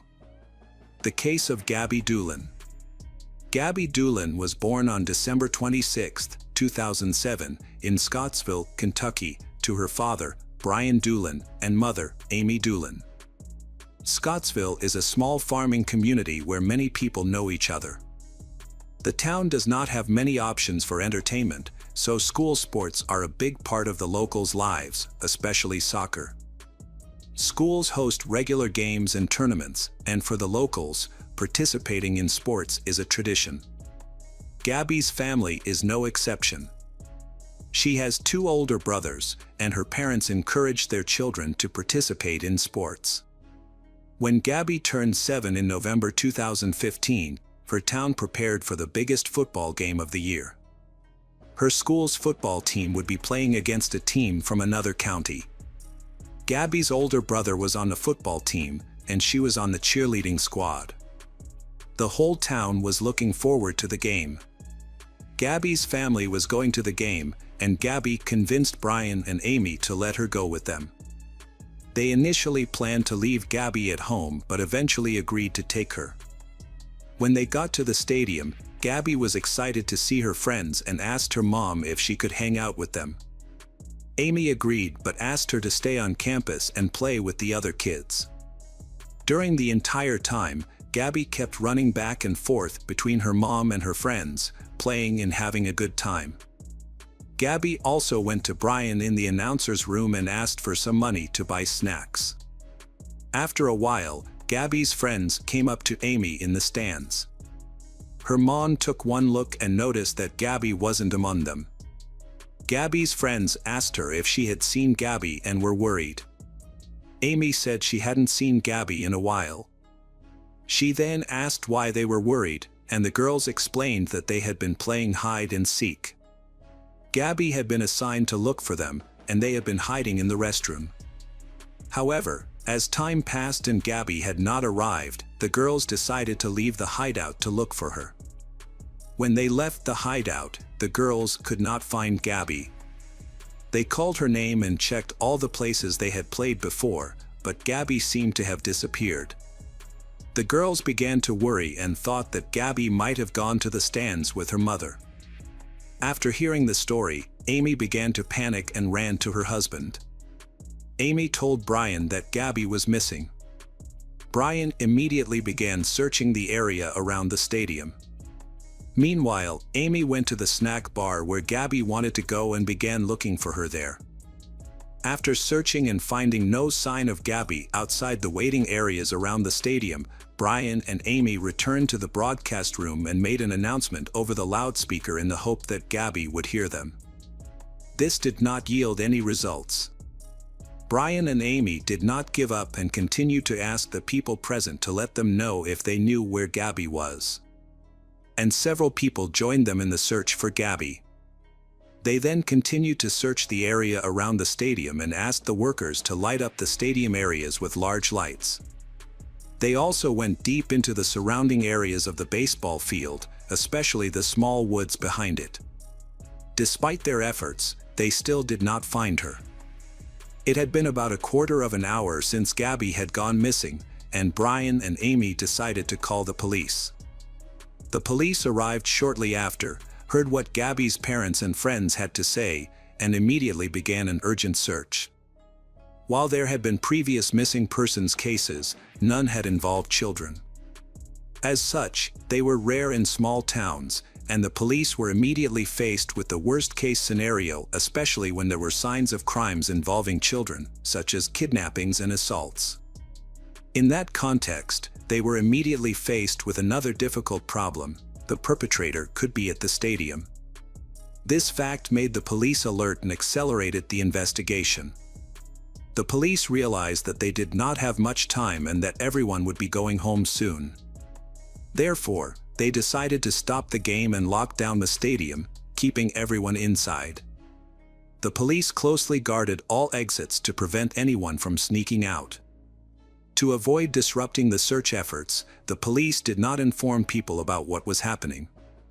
If people knew that the police were investigating the kidnapping of a 7-year-old girl that had occurred nearby, the situation could have become chaotic. Meanwhile, the state police arrived at the school and began searching the area. In a location in the woods, they stumbled upon a small creek and discovered the body of a young girl.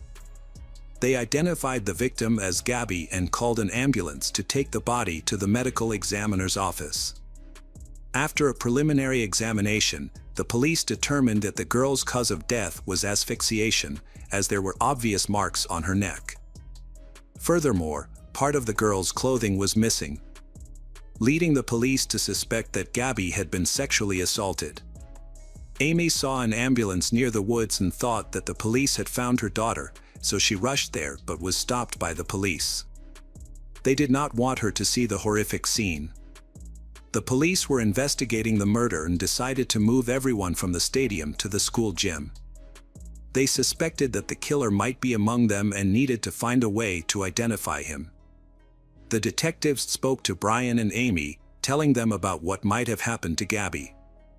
The detectives also asked Brian and Amy if they had any suspicions about who might have committed this heinous act. They wanted to know if they had noticed anyone suspicious or if anyone had threatened their family. However, Brian and Amy insisted that they had no idea who might have done this. The detectives then spoke to Gabby's friends, asking them if they had seen anything strange. The detectives wanted to know if anyone had been following or watching them. But the girls said they could not recall anything of the sort.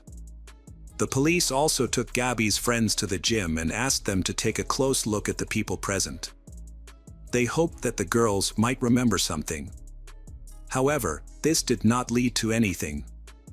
The detectives believed that Gabby's friends might have seen the kidnapper but were too afraid to point him out or did not realize the significance of what they had seen due to their age. So the detectives asked them to recall every detail of that evening. Finally, one of them recalled that while she and Gabby were in the bathroom, she had seen a man standing near the door. The girl could barely remember what he looked like, except that he was wearing a denim jacket. The police questioned the ticket seller at the game, and he also remembered the man with the denim jacket. He said the man looked strange and drunk. However, the police were still unable to identify the man. The police continued to interview the people who attended the game, and gradually everyone learned why they were being held. When they realized that they might be in the same room as the killer, everyone was scared, especially for the safety of their children. But they still cooperated with the police and answered their questions. Investigators compared the list of names of all the men in the gym to the sex offender registry but found no matches. The police also visited the homes of several sex offenders who lived nearby, but all had solid alibis, and none of them were near the school at the time. Meanwhile, the police continued to interview people at the school and found some important clues. Some people told the police that during the game, they saw a man named Timothy Madden near the girls' restroom, acting suspiciously. He was a local, so many people knew him. Witnesses also said that he was wearing a denim jacket, a description that matched that given by one of Gabby's friends, who also saw a man near the restroom. Another witness was a distant relative of Timothy. He said that Timothy seemed unusual during the game. His youngest son was playing on the field, but Timothy was not paying attention. This was very strange because Timothy was usually very interested in his son's athletic achievements. He even seemed lost.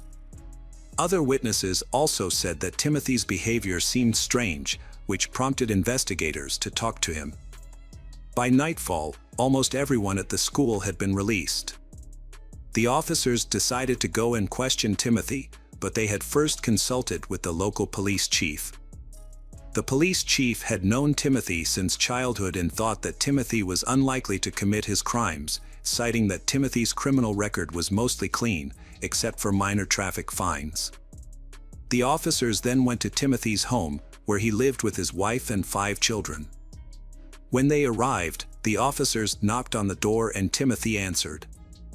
They asked him if he knew why they were there. He replied that he knew about Gabby's murder but denied any involvement. In an attempt to elicit a response, the detectives asked if he had any explanation for a video recording showing him talking to the victim, Gabby, before she was killed. In fact, no such video existed. Timothy initially said he did not know what the officers were referring to. However, he quickly recanted his statement. He admitted that he had spoken to Gabby that evening near the stadium. He explained that he had stepped outside to smoke a cigarette when a group of girls ran past him. Moments later, Gabby walked by and asked if he had seen her friends while they were playing hide-and-seek and needed to be found. Timothy claimed to have directed her to the girls, and then she left. Detectives were skeptical of Timothy's rapidly changing story. His account indicated that he had been at the scene just minutes before the victim went missing, and there were no witnesses outside the stadium at the time, raising concerns that he may have had the opportunity to commit the crime. Detectives then asked for DNA samples and the clothes he was wearing at the stadium, which Timothy agreed to. However, when examining the clothing, police discovered what appeared to be blood stains on his pants, denim jacket, and underwear. When asked about the stains, Timothy claimed that they were just stains and that the police had made a mistake. Detectives were skeptical, but they needed to wait for the results of DNA analysis before making an arrest. Although the case was a priority for the lab, the analysis took several days to complete.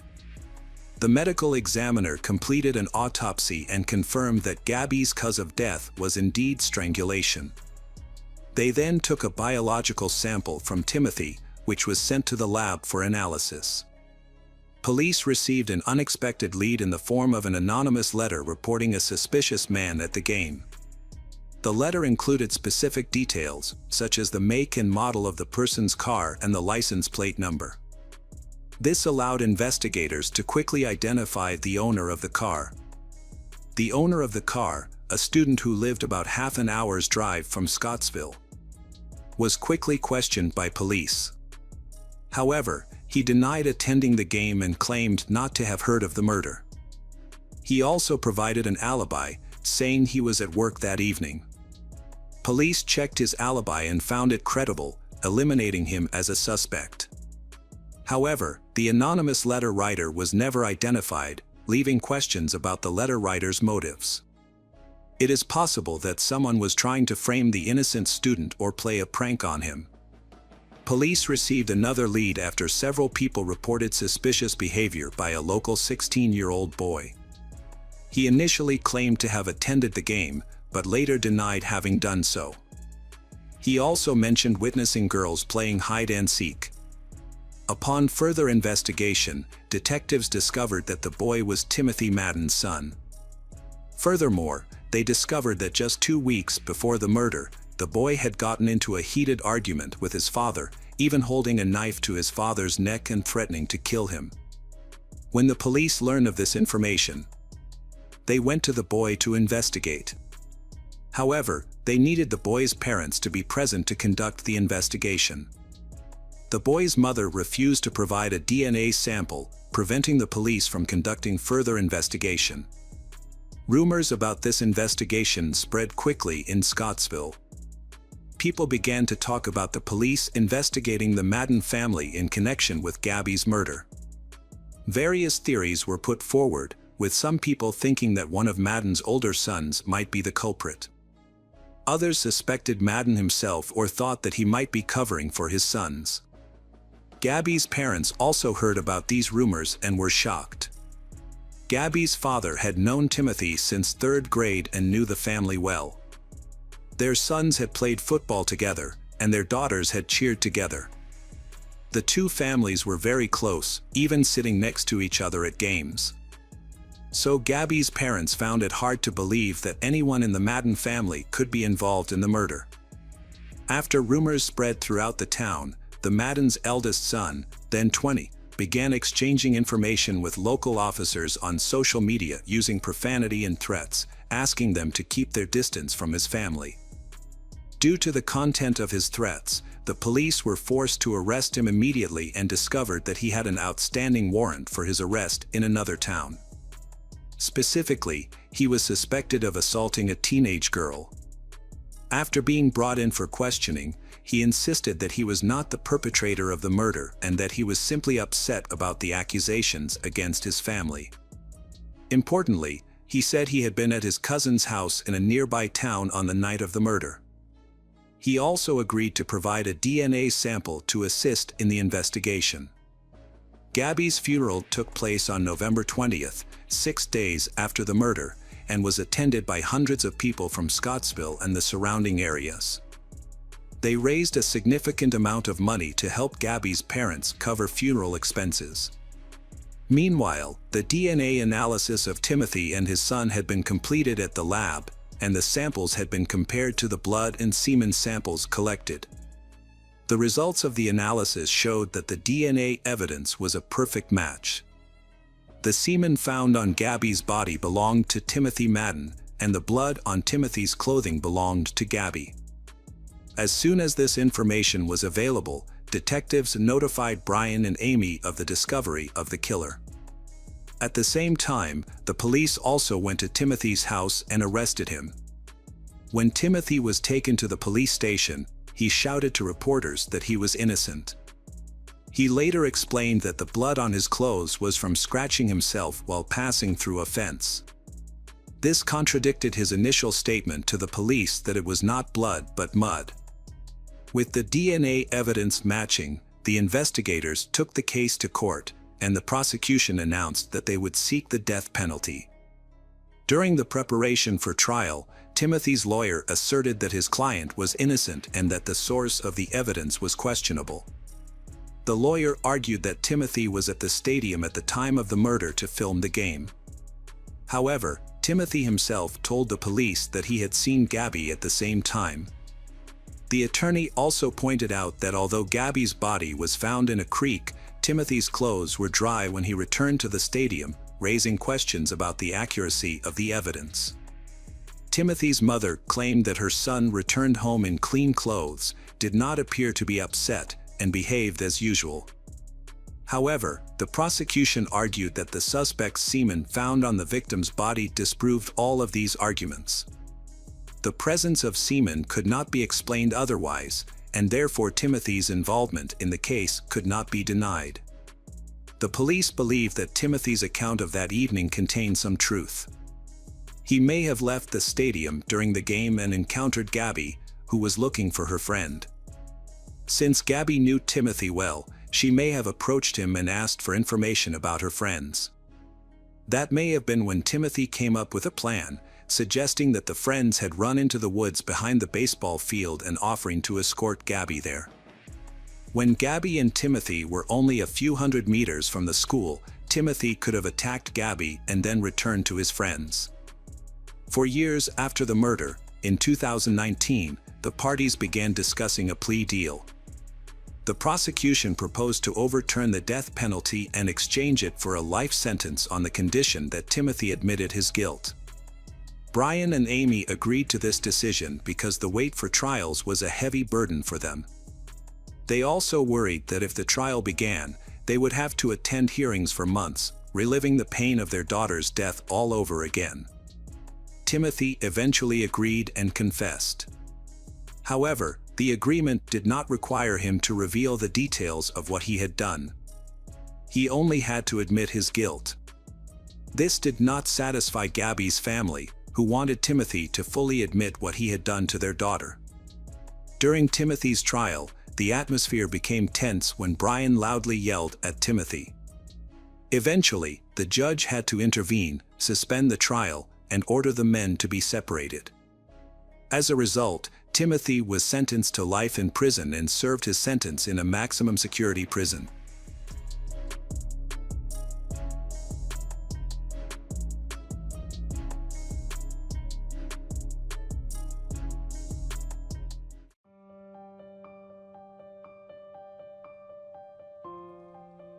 Hi there, investigators. It's time to uncover the truth behind another case. The case of Nicole Lobby. Nicole Lobby, 29 years old, lives with her husband Chris and has a large family in Oregon, USA. Nicole was a beautiful woman, loving wife, amazing mother, and a friend. She was not afraid to share her faith or her opinion with anyone. Her goal was to make sure that she left this world a better place. When Nicole met Chris, she already had an older daughter. Chris also had 2 daughters, and after they got married, they had a son. Nicole is known for being adventurous, brave, and always looking forward. She overcame a rare cancer and then became very passionate about fitness. Nicole's goal is to become a fitness trainer. Nicole recently started a new job, and no one thought she would be in danger at work. At about 5 p.m. on August 19, 2014, Portland Emergency Services received a call from a man reporting that a woman had been stabbed in the chest. The victim was still alive but had difficulty breathing. So the witness requested that an ambulance be sent to Timber Creek Apartments as soon as possible. Police quickly arrived and spoke with the man who called 911, who gave more details about the incident. He said he and his wife were walking down the stairs of their apartment building to the parking lot when they heard screaming. He turned to his right and saw a woman running toward them, screaming, "He stabbed me, he stabbed me." She told the couple she didn't know the attacker, but he was wearing camouflage pants and a black hoodie. The manager of Timber Creek Apartments identified the victim as Nicole Lobby, 29, a coworker. Nicole was a leasing consultant and had been working there for several weeks.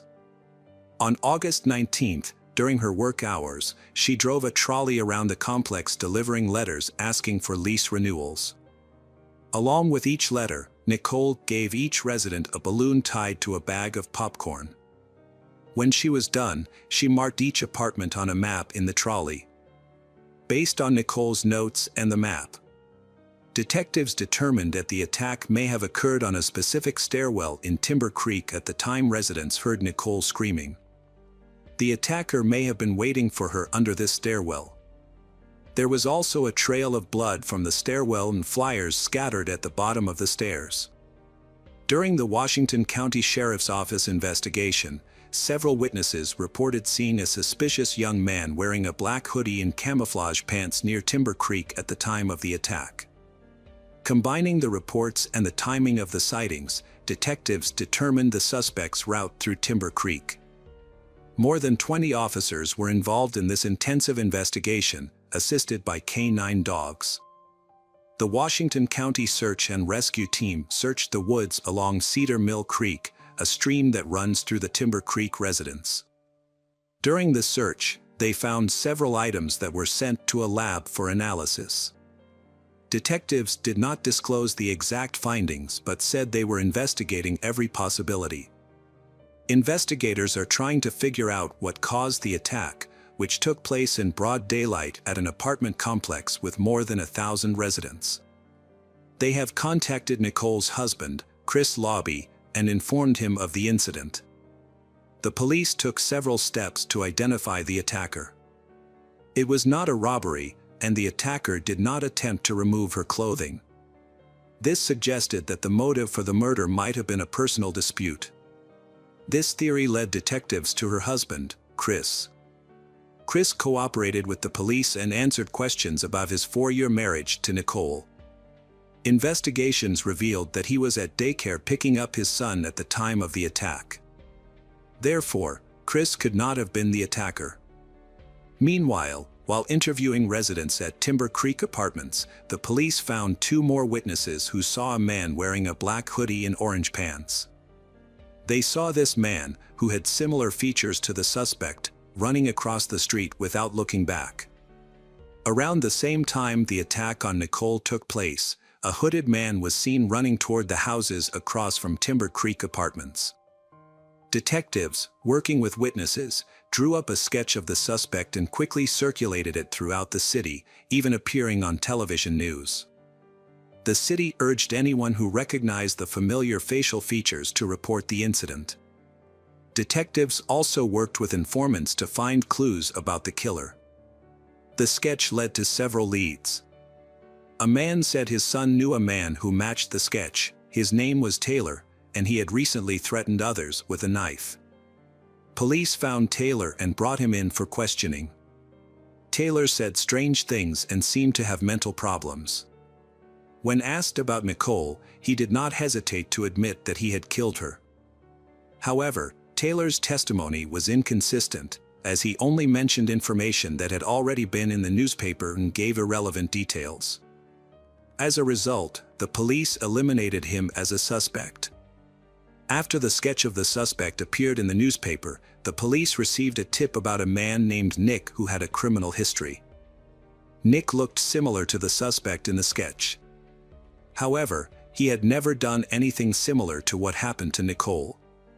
He had run-ins with the law before, but he had never physically harmed anyone. The police interviewed Nick and found his behavior disturbing.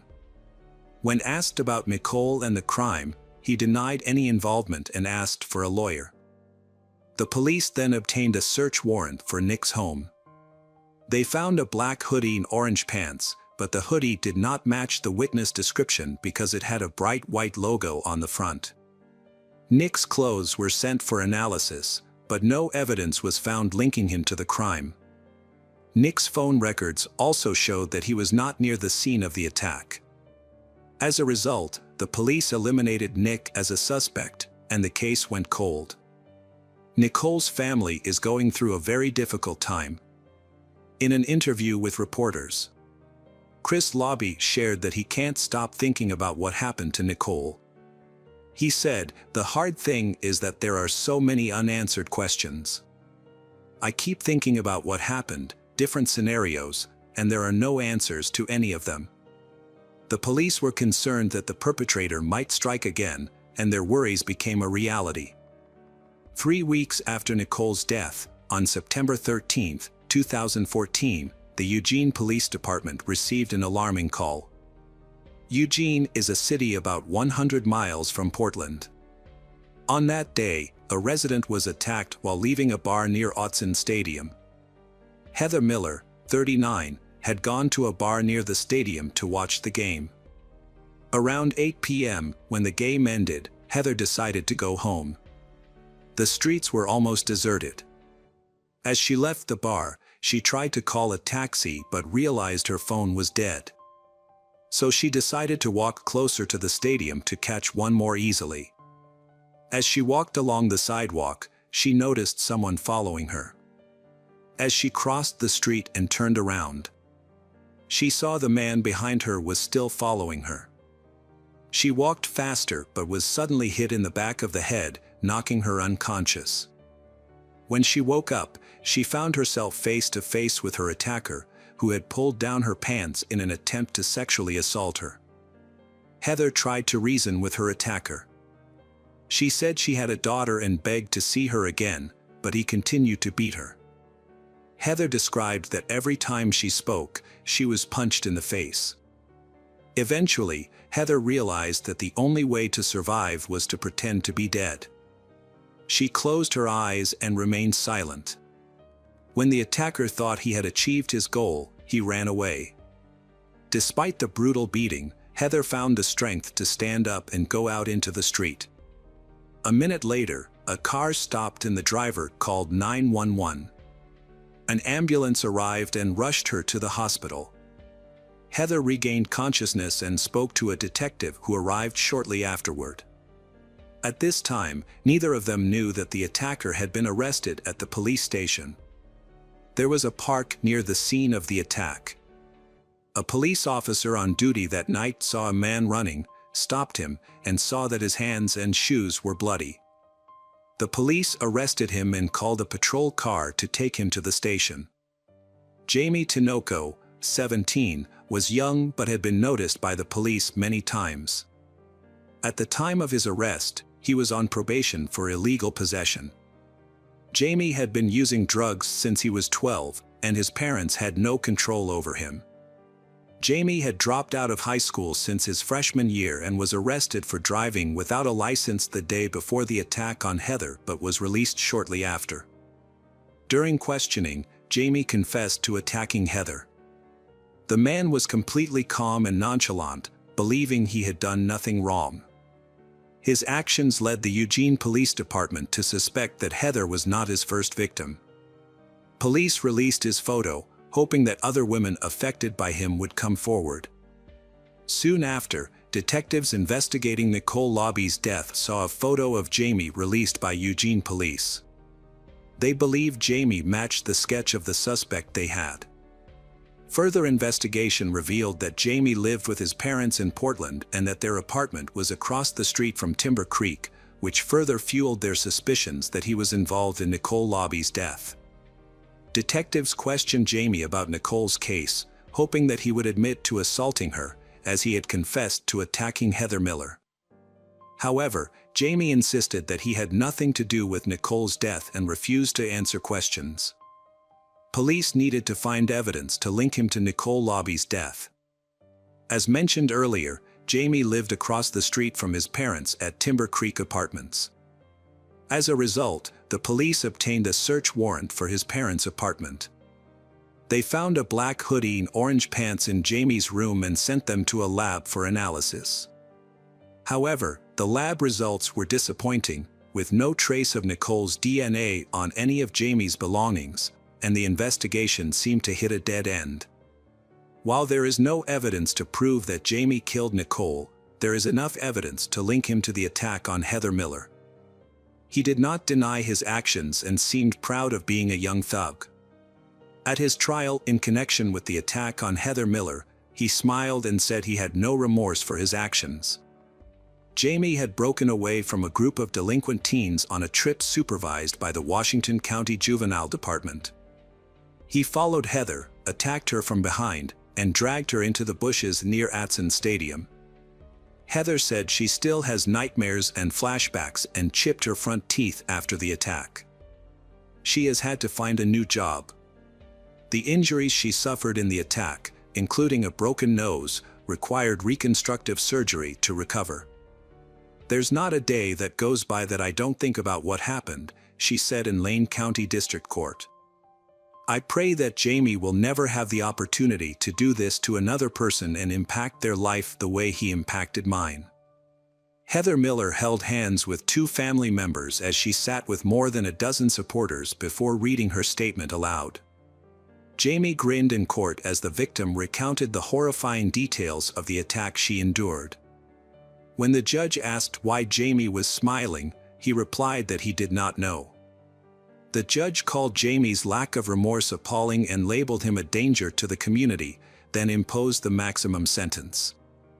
Heather, comforted by friends and family after the hearing, said, "His behavior was disrespectful and unrepentant, and the judge's sentence was fully deserved." A courageous mother of two, Heather pleaded with the judge that Jamie would never have the opportunity to harm another person. She did not want him to think he had won and brought her down. So she kept her composure from the start. Although the defense tried to portray Jamie as a young man who had been affected by substance abuse for years, the judge noted that his behavior in court clearly reflected character issues. Jamie's lawyer asked the judge to sentence his client to 8 years and 4 months in prison, arguing that Jamie was remorseful for what he had done. However, Jamie did not apologize when the judge allowed him to speak. He refused to make any statements. Judge Deborah Vogt sentenced Jamie to 14 years and 2 months in prison, explaining that his lack of remorse justified the harsh sentence. "The community needs to be protected from a dangerous man like this," she said. "As much as people want me to see him as a boy, I can't." When Jamie becomes eligible for release, he will be in his early 30s and will have to register as a sex offender for the rest of his life.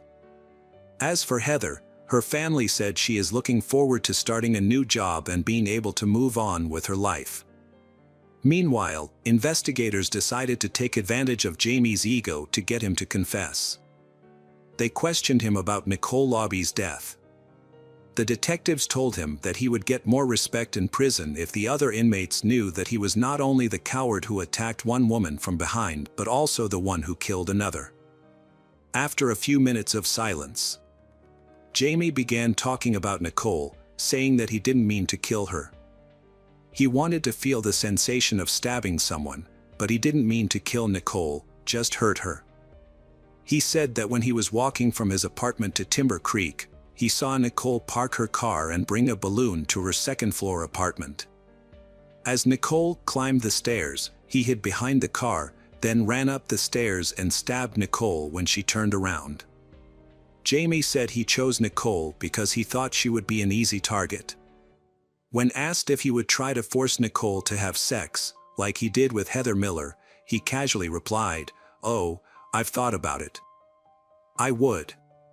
Jamie said he didn't do it because Nicole screamed when she stabbed him, so he ran away during the reenactment. Jamie showed investigators how he escaped the scene. Chris Lobby said he was shocked to learn that his wife's killer was only 17. "I have a 13-year-old daughter," he said. "It's unbelievable and hard to understand that someone 4 years older than her could do this." The trial began in 2015. Despite confessing under questioning, Jamie has pleaded not guilty in court. His attorney argued that there was no DNA evidence linking him to the scene. "I'm just asking for leniency for a 17-year-old boy with a serious mental illness who has the potential to change with treatment," defense attorney Robert Axford said. The defense's only witness was a psychologist who evaluated Jamie and determined he had symptoms of schizophrenia. However, a psychologist at Oregon State Hospital determined that Jamie had a personality disorder, not schizophrenia. His video confession and reenactment convinced the jury of Jamie's guilt. During his reenactment, he described details that only Nicole Lobby's attacker would know. During the sentencing phase, the jury had two options: life in prison without parole or life in prison with the possibility of parole in 30 years. The jury determined that there were no mitigating circumstances sufficient to impose a life sentence with the possibility of parole in 30 years. As a result, in 2017, Jamie Tinoco was found guilty on all counts. Jamie, then 20, stood in the Washington County courtroom between his two attorneys when Court of Appeals Judge Kirsten Thompson asked him if he had anything to say before she formally sentenced him to life in prison without parole. He put his hands down in front of his waistband, his mouth twitching slightly. "I beg for forgiveness," Jamie said before sitting down. Chris Lobby, Nicole's husband, said Jamie's family came to see his family after the sentencing to express their condolences and apologize. But that's not the end of the story. In 2021, the Oregon Court of Appeals overturned Jamie's 2017 conviction. Juvenile law has changed since Tinoco was tried on a Measure 11 charge. Under the new reform, offenders between the ages of 15 and 17 are no longer automatically sent to adult court. The new law requires prosecutors to hold a hearing to decide whether juveniles charged with serious crimes should be transferred to adult court. If the case is retried, Jamie's attorneys could ask for a lighter sentence. The decision to overturn the conviction came as a shock to Nicole Lobby's family, who were not expecting it. Nicole's father, Rich Jones, said they will have to go through another emotional ordeal. Jamie remains in prison, but this is not the end of Nicole Lobby's case.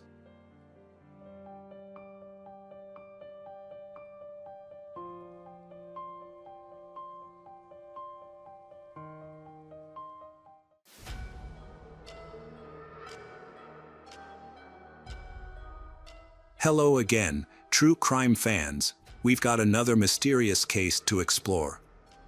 The case of Vicky Glass.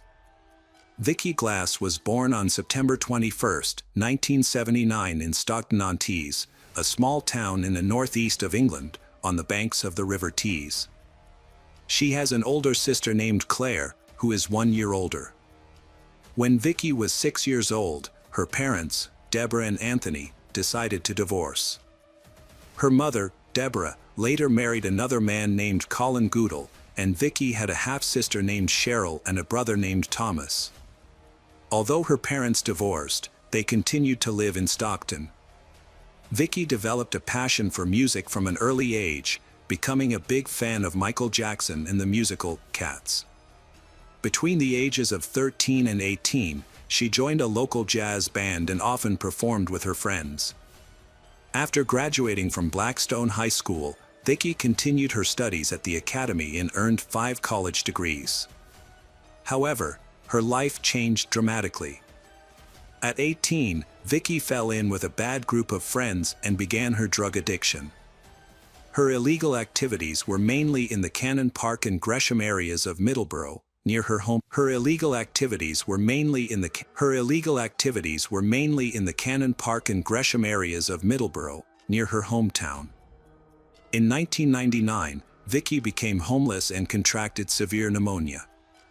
During this difficult time, her friend introduced her to a man named Patch Claus. This man provided her with a temporary place to heal. For months, Vicky lived with Patch, who cared for her and provided her with medication. However, this support was not enough to help Vicky escape her addiction and unhealthy lifestyle. On September 23, 2000, a few days after her 21st birthday, Vicky left Patch's house with her friend for the last time. She had initially stayed at Cannon Park in Gresham. Vicky also worked as an escort on Set Road in Middleborough, and they drove to Main Road. Main Road was notorious for escorting and illegal activities. After staying there for a while, Vicky and her client left and hailed a ring taxi. The taxi driver then took them to a man's house in Norton, only 3 blocks away from where they had left. Vicky stayed there once more before hailing another taxi to return to Middleborough. The taxi that picked her up was a white Vauxhall Vectra, registration number 790, at 4 a.m. on Sunday, September 24th. She got out at the intersection of Union Road and Ashwood Square, near a pub called The Colleague. From there, Vicky was only a 5-minute walk to Patch's residence, where she lived with the man. However, she did not return home. Patch became concerned when Vicky did not return and began calling, visiting friends and going to places she frequented, but there was no news of her. After 3 days, he contacted the police, and on September 27th, an investigation into Vicky's disappearance was launched. A week after Vicky went missing, on October 5th, the local paper, the Northern Echo, published an article headlined, "Missing Young Woman." In the article, Vicky was described as being about 5 feet 1 inch tall, with blonde hair tied in a ponytail. She was wearing a white t-shirt, light gray trousers and white trainers. The article also quoted a police officer as saying that Vicky was a known prostitute and frequented hot spots. Vicky's family refused to give up and were determined to find out who was behind the incident. In 2018, the police received additional funding to try to find a criminal. On Friday, November 3rd, a man was walking his dog in the village of Demi, 20 miles southwest of Middleborough. At 6 a.m., he walked past a ditch near the main road in the village and discovered the decomposing, unclothed body parts of a woman. He quickly called the police, who arrived and identified the victim as Vicky Glass, a 21-year-old woman who had gone missing. The cause of her death has not yet been determined. North Yorkshire and Cleveland police immediately began an investigation. A team of 40 police officers were sent to the scene to collect evidence and conduct forensic examinations. However, no traces were found at the scene, and the clothes Vicky was wearing when she went missing were not found.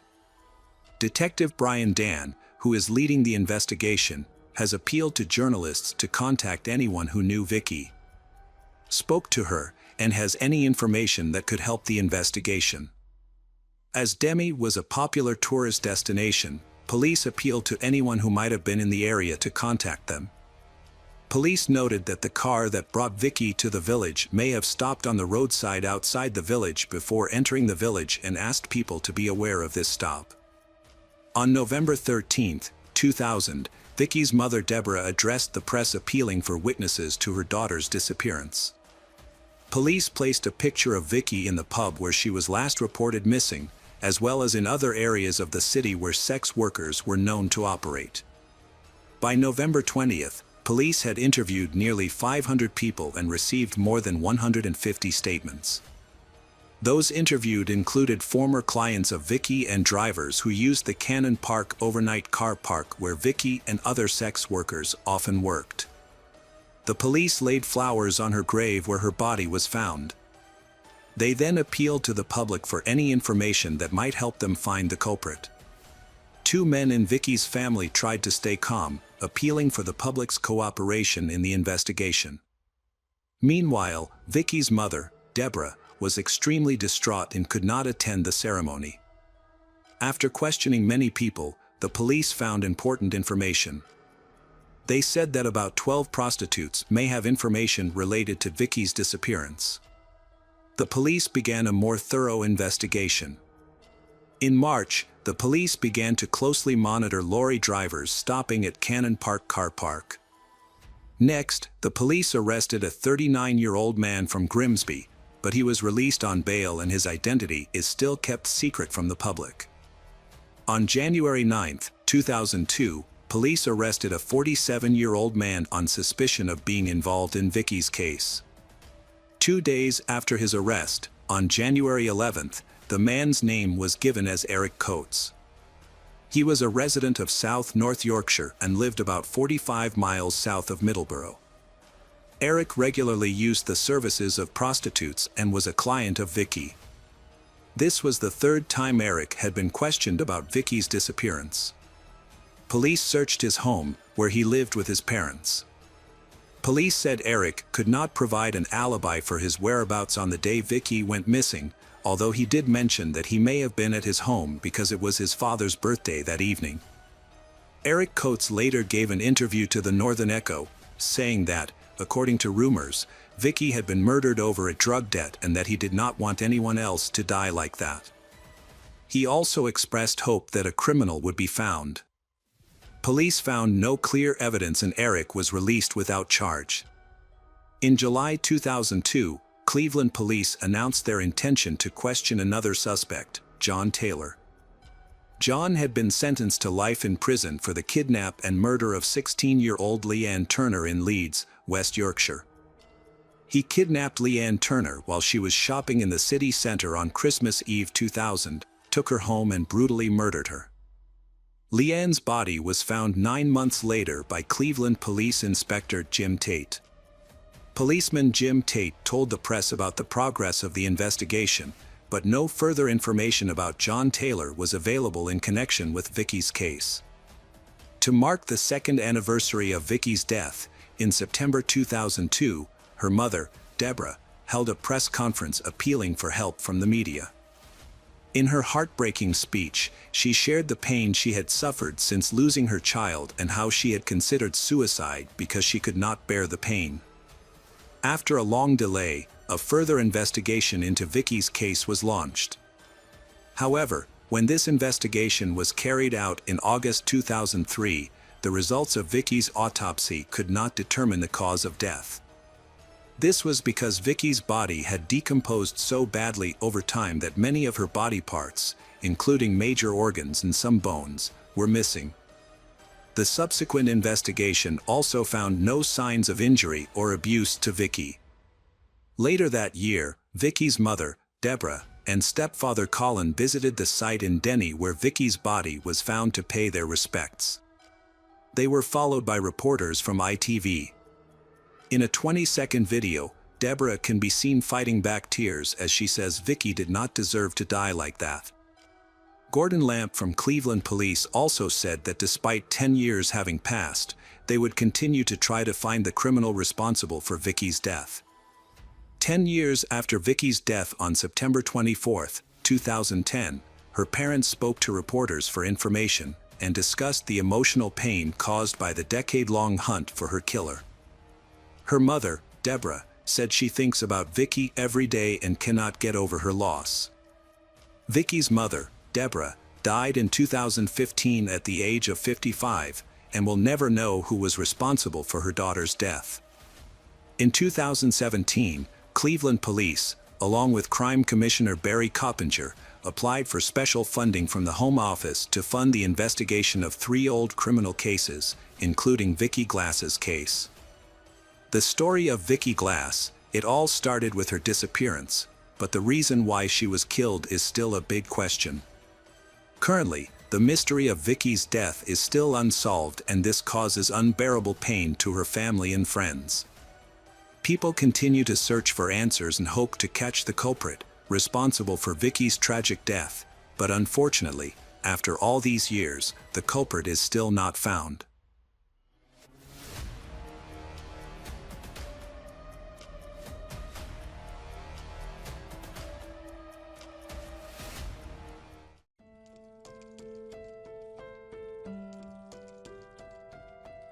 Welcome back, detectives. Let's dive into another horrible case. The case of Kelsey Turner. Kelsey Turner was born on March 5, 1993, in Norfolk, Virginia, the second child of Samantha Ingram, who aspired to be a model and dancer. Growing up, Kelsey had an older brother named Colin. After her birth, her family moved to Jonesboro, Arkansas, a small industrial town where Kelsey spent most of her childhood. However, her family life was turned upside down when her parents divorced after a few years. After the divorce, her father returned to Virginia. Kelsey grew up into a beautiful young woman with a perfect figure and attractive features that could easily lead to a modeling career. However, she found school unappealing and enjoyed socializing with friends, dating, and attending various social events. Her ultimate ambition was to become famous, appearing on magazine covers, giving interviews, and walking the red carpet at major events. Despite her ambition, Kelsey had no real talent and had to rely on her youth and looks to survive. While in high school, she began attending modeling auditions in hopes of starting a career. Her mother, Samantha, who dreamed of becoming a model, was happy to support her daughter in pursuing her dream. Unfortunately, Kelsey's modeling career was limited to a few small photo shoots for clothing catalogs. Kelsey married Jerry Turner at the age of 18, when she was already pregnant. Their daughter, Beverly, was born shortly after the wedding. However, the marriage did not last long and ended in divorce. By the age of 20, after giving up her modeling career, Kelsey decided to pursue a career as a men's magazine model. She quickly caught the attention of several men's magazines. Kelsey saw this as the beginning of a great career and a ticket to the life she had always dreamed of. Kelsey has received several modeling offers and opportunities over the years, including photo shoots for popular publications such as Playboy and Maxim, as well as a photo shoot with 110 magazine. She frequently travels to major cities such as Los Angeles and Las Vegas to pursue these opportunities. In an interview, Kelsey describes herself as a curvaceous blonde with a slim waist and reflects her carefree personality, saying that she likes to have fun, party with her friends, and live life to the fullest. Kelsey is not overly concerned about the future. She frequently changes partners and quickly spends any money she earns or receives from fans. At 23, Kelsey became pregnant again and gave birth to a son, Josh. The father of the child did not want to marry her or acknowledge his child. As the modeling offers dried up, Kelsey turned to social media to build an audience. She actively manages her accounts, posting revealing photos in swimsuits, lingerie, or only partially covering her private parts. Kelsey has cultivated the perfect online image. Her carefully edited photos make her look beautiful, and her social media pages showcase her visits to high-end fashion stores, trendy nightclubs, and other locations. However, this ideal online image hid the true struggles of a single mother of 2. Despite her wealthy appearance, her real life was difficult, as she was a poor money manager, often spending all her income at once. Around 2016, Kelsey faced serious problems after an unfortunate incident with her daughter. The girl suffered a severe trauma that left her daughter withdrawn and unable to speak. An acquaintance advised her to take her daughter to a psychiatrist. So she contacted renowned pediatric psychiatrist Dr. Thomas Burchard, who practiced in Monterey, California, to treat her daughter. Dr. Thomas Burchard is a highly respected pediatric psychiatrist who was born on February 16, 1948, in Boston, Massachusetts. He is the son of a prominent architect and engineer, and his family later moved to Virginia. Although his father taught architecture at prestigious institutions, including Harvard, Thomas chose a different path and pursued a medical career, focusing on child psychology. After completing medical school, Dr. Thomas served as a resident in pediatric psychiatry at several leading hospitals and taught at universities across the country. He eventually settled at a public clinical hospital on California's Monterey Peninsula, where he spent more than 40 years as a pediatric psychiatrist, building an impeccable reputation for his exceptional ability to connect with young patients and handle even the most complex and severe cases. He earned his doctorate from the University of California, Berkeley. Thomas was known for being kind, sharp, and incredibly generous. His compassionate nature motivated him to help those in need, especially young patients whose parents could not afford therapy. He also paid for hospital treatment for sick children from low-income families and supported single mothers. Dr. Thomas had a longtime companion named Di, who served as an assistant, housekeeper, and possibly more. As someone who knew him well, she was the first to notice changes in his behavior that showed early signs of dementia or Alzheimer's. As Dr. Thomas entered his 70s, he became increasingly forgetful, absent-minded, and distracted. To hide these symptoms from his colleagues, he kept detailed diaries and notebooks to record important information, such as names, dates, and events. He always carried a notebook in his breast pocket that contained sensitive information such as bank information, account numbers, passwords, and card PINs. When Kelsey first visited Dr. Thomas with her daughter, she expressed her difficulties as a single mother and her inability to afford his services. However, the doctor offered to provide his services for free and went on to give Kelsey $300 to help support her children. Kelsey was shocked but quickly discovered that by sharing tearful stories of her difficult life, she could extort more money from the elderly doctor. Kelsey prepared a detailed plan for her next appointment with Dr. Thomas. During the visit, she told a heartbreaking story about her youngest son's illness and lack of money to buy expensive medicine for him. She gave a specific amount of money that she needed, and surprisingly, she received the entire amount from Dr. Thomas. Kelsey continued to make up false, tearful stories in the following visits. She would make up stories of hardship and receive larger and larger amounts of money from this trustworthy doctor. Of course, she did not use the money for her children but for her own entertainment, designer clothes. Not wanting to return to her hometown of Virginia, Kelsey asked Thomas to pay for her rent in California, saying that she could find work there more easily and that the climate there was better for her children. Thomas agreed and paid for the apartment she had chosen. Some people suspected that the doctor had an affair with Kelsey, a young blonde model, and that was why he always indulged her requests. However, Kelsey claimed that Thomas treated her and her children like family and acted out of kindness, not love. Thomas provided Kelsey and her children with a home, paid their bills, and gave them a large sum of money for their necessities. He also leased her a luxury Mercedes-Benz convertible. Over time, Kelsey realized that her modeling career was over and her youth was slipping away. Despite this, she made no effort to find another job and instead relied on Dr. Thomas for financial support. During this time, he spent about $500,000 on Kelsey and her children. However, she squandered that money on personal indulgences, such as breast augmentation and liposuction, in hopes of reviving her modeling career.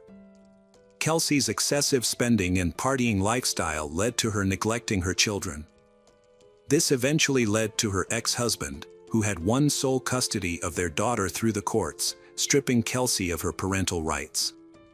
As a result, Kelsey was left with only her youngest son. Thomas was furious when he discovered the situation, but his anger was directed at Kelsey, not at her ex-husband. It was clear that Kelsey had neglected her children and was using the money meant for their care to support her lavish lifestyle. Dr. Thomas decided to address the issue with Kelsey, informing her that he would no longer support her lavish and idle lifestyle. However, Kelsey responded by threatening to spread false rumors that Dr. Thomas had inappropriate feelings for his young patients. Although he knew this was a lie, Dr. Thomas realized that any further rumors about the matter could seriously damage his reputation as a respected pediatric psychiatrist and scholar. Faced with this threat, Dr. Burchard reluctantly gave in to Kelsey's demands and continued to support her financially. In 2019, Kelsey moved to Las Vegas with her son to try to revive her modeling career, and she expected Thomas, whom she was blackmailing, to fund the effort. As instructed, Thomas rented a house for her and provided the requested funds. However, after receiving the financial support, Kelsey disappeared for 2 months and her whereabouts were unknown. Later that year, in February, Kelsey reappeared, contacting Thomas in an emotional state, saying that she was seriously ill, unable to work, and in dire financial straits. When Thomas refused to help, Kelsey's attitude changed completely and she continued to threaten and blackmail him. Judy, who was close to Thomas, advised him to report Kelsey's behavior to the police and contact Child Protective Services, due to concerns about Kelsey's ability to care for her younger son, especially since she had previously lost parental rights to her older daughter. Dr. Thomas took steps to prepare in case the conflict with Kelsey escalated in court. He informed his colleagues of the situation, and they agreed to support him. Judy had previously attempted to resolve the issue by speaking directly with Kelsey.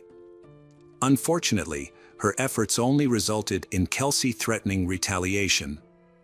Thomas decided to travel to Las Vegas to verify Kelsey's claims. Judy tried to dissuade Thomas, but he was adamant about traveling to Las Vegas to meet with Kelsey.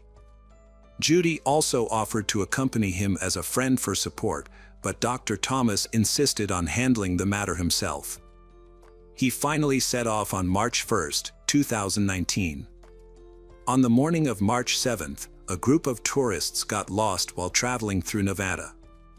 While trying to get to Lake Mead, they took a dirt road off the main highway. They came across a Mercedes-Benz convertible parked in the desert. The roof was closed and the windows were rolled up, but unusually, there was no one around the car. Intrigued, the tourists cautiously approached the car and saw that one of the windows was broken. Upon further investigation, they looked inside and saw signs of a struggle. There were blood stains all over the interior. The tourists quickly contacted the police to report their shocking discovery.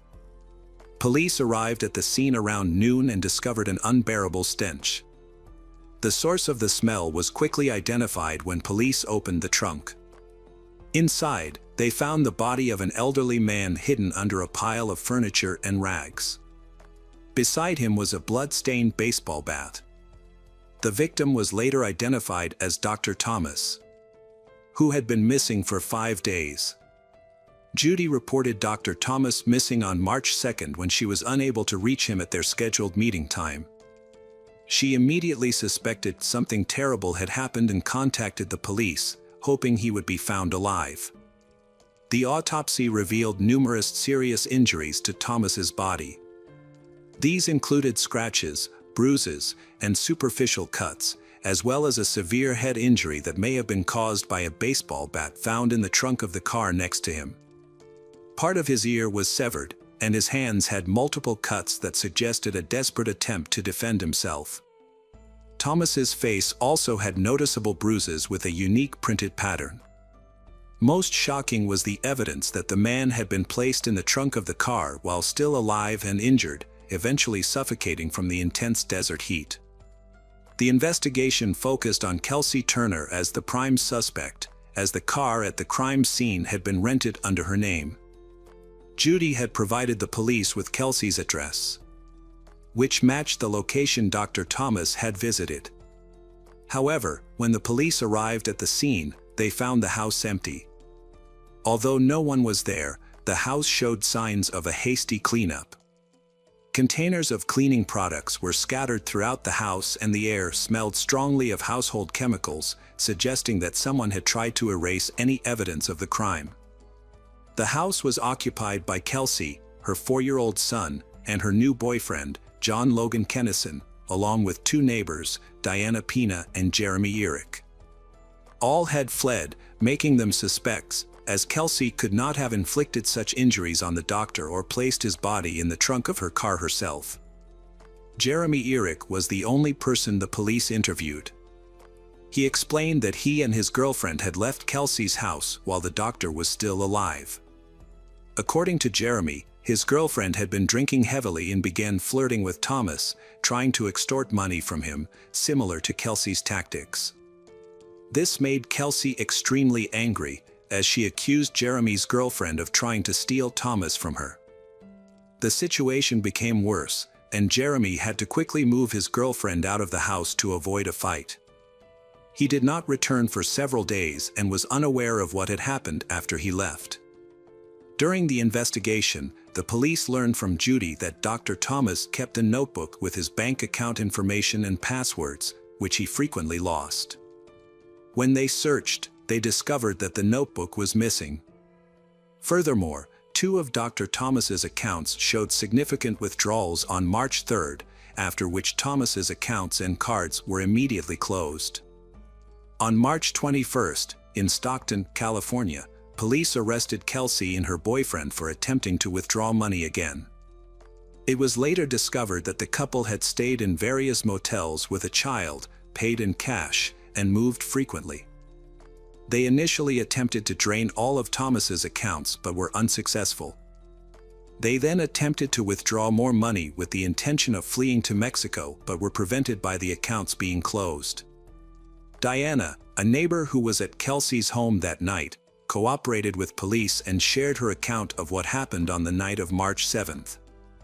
According to her, the trouble began after Jeremy and his girlfriend left. Kelsey had a heated argument with Dr. Thomas, who refused to give her money. Kelsey threatened to ruin the doctor's reputation by spreading rumors about his misconduct with young patients. As the argument escalated, Kelsey became aggressive. Dr. Thomas, feeling threatened, locked himself in his room. However, John broke the door open with a strong shoulder thrust and then hit Thomas hard with a baseball bat. This caused a serious injury, resulting in a large hematoma and a nosebleed. Diana rushed in, pleading with everyone to calm down. Seeing Thomas's condition, she urged them to take him to the hospital, fearing the consequences of their actions. After hearing Thomas say that he would tell the police that he had been attacked and robbed by strangers, the 4 drove to the garage. Diana was ordered by Kelsey to return to the house and clean up, removing all traces of blood. Diana followed the instructions and began cleaning, but soon heard screams and a struggle coming from the garage. She rushed back to find the couple brutally attacking Dr. Thomas in the car. The doctor was trapped and unable to escape or defend himself. It became clear that Kelsey and John had no intention of taking Thomas to the hospital. Instead, they planned to kill him with a baseball bat, a small knife, and John's empty pistol, leaving bruises on the doctor's face. Diana was instructed to return to the house and continue cleaning. Fearing for her safety, she complied and left the garage. While Diana was still cleaning, she heard the couple's car drive away. Several hours later, John's car returned with Kelsey, but the other car, a convertible, was nowhere to be seen.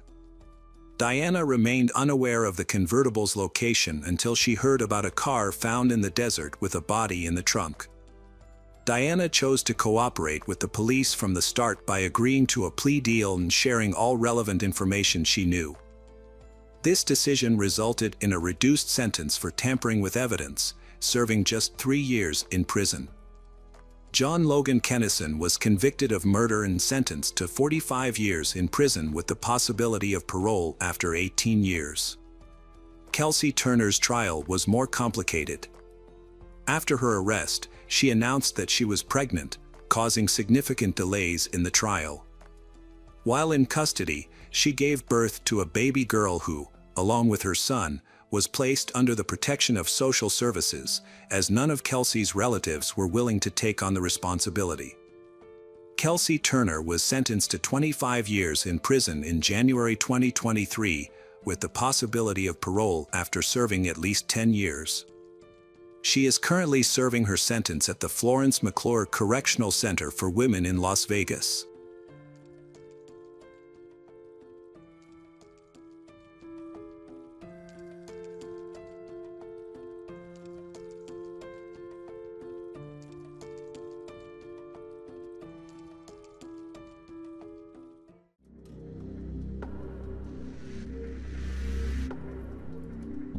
Hi there, investigators. It's time to uncover the truth behind another case. The case of Kenneth Keith. Michael Hawkinsmith, 35, was born in Danville, Kentucky. He was a well-known pastor at a local church in his community. After many years of service there, he chose to take a job at a local pawn shop named ABC, while still working part-time as a pastor. Due to health issues faced by the previous owner, Michael eventually took over the pawn shop. Michael was an honest and helpful person, which allowed him to easily build relationships with customers. In his personal life, he was married to Angela, and they had 2 children, Andrew and Naomi. Michael and Angela owned a pawn shop called ABC Gold, Games and More, located in Danville, Kentucky. They homeschooled their 9-year-old son, Andrew, and cared for their newborn daughter, Naomi. Andrew frequently visited the pawn shop and saw it as his play area. On the morning of September 20th, 2013, the Hawkinsmiths visited the ABC store as intended. During that morning, Dan Smith, a frequent visitor to the pawn shop, arrived as scheduled. Smith, often referred to as the Gold Man, specialized in trading gold between pawn shops throughout the state. Approximately 15 minutes after the store opened, while Michael and Smith were conducting their business, a bearded man entered the store and instructed everyone to get on the ground, leading to a series of alarming events. Andrew was at the ABC store when his mother, Angela, told him to hide. Sensing the tense situation, he quickly called the police to report what was happening. 6 minutes after the alarm was raised, the police arrived at the murder scene. When they entered the building, they discovered a significant trail of blood that led them to Michael Hawkinsmith. They then found his wife, Angela, 38, and another victim, Dan Smith, 60, a broker, on the opposite side of the counter. All 3 victims had sustained severe injuries from gunshot wounds to their heads and bodies. Police later discovered 9-year-old Andrew and 14-month-old Naomi hiding in a closet. They had endured unimaginable trauma and were left without their parents, becoming orphans. While investigating the crime scene, police discovered 14 spent shell casings and 3 intact bullets, along with a briefcase belonging to Dan Smith. Notably, the victim's personal belongings and all the cash in the register were left untouched, indicating that robbery was not the motive. The investigation was further complicated by the absence of surveillance cameras at the pawn shop, requiring police to look for potential witnesses. An employee from Rainbowy Cleaners, a nearby dry cleaning business, offered crucial information by describing a vehicle that had been parked near the shop that morning. The vehicle involved was a silver pickup truck, driven by a large man with a bushy beard. While one team of investigators searched the area, another team had the difficult task of informing the victim's closest relatives about the tragedy.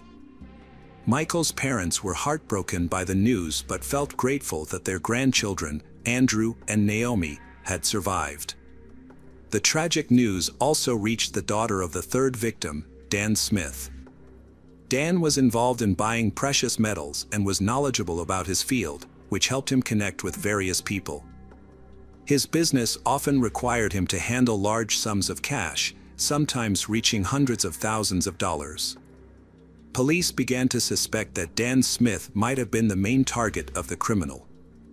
Through surveillance, they learned that before visiting the ABC Gold Games and More pawn shop, Dan Smith had stopped at the Lawson Jewelry Store in Harrodsburg, located 10 miles northeast of Danville. Inside the jewelry store, investigators found a surveillance camera installed on the far wall, which recorded every customer who entered and exited. They wanted to see if anyone was following Dan Smith. At 8:16 a.m., Dan Smith entered the store, and there were no other customers present at that time. Dan Smith was seen carrying a briefcase that looked exactly like the one later discovered at the ABC Gold Games and More pawn shop. He smiled at the woman working behind the counter and then walked toward the back of the store. A short time later, he came back into view on the footage, talked briefly with an elderly woman who had just walked in, and then left the store quickly. The footage from the exterior camera did not reveal any suspicious activity. The police could only keep an eye on the man, not realizing that he would soon be involved in a tragic incident. Andrew Hawkinsmith was taken to the police station to give his testimony. He explained that he was at the pawn shop with his parents when Dan Smith entered carrying a bag of money. While Michael and Dan were having a conversation, a stranger entered and demanded the bag of money right away. Andrew reported that Dan Smith quickly handed his bag of money to a stranger.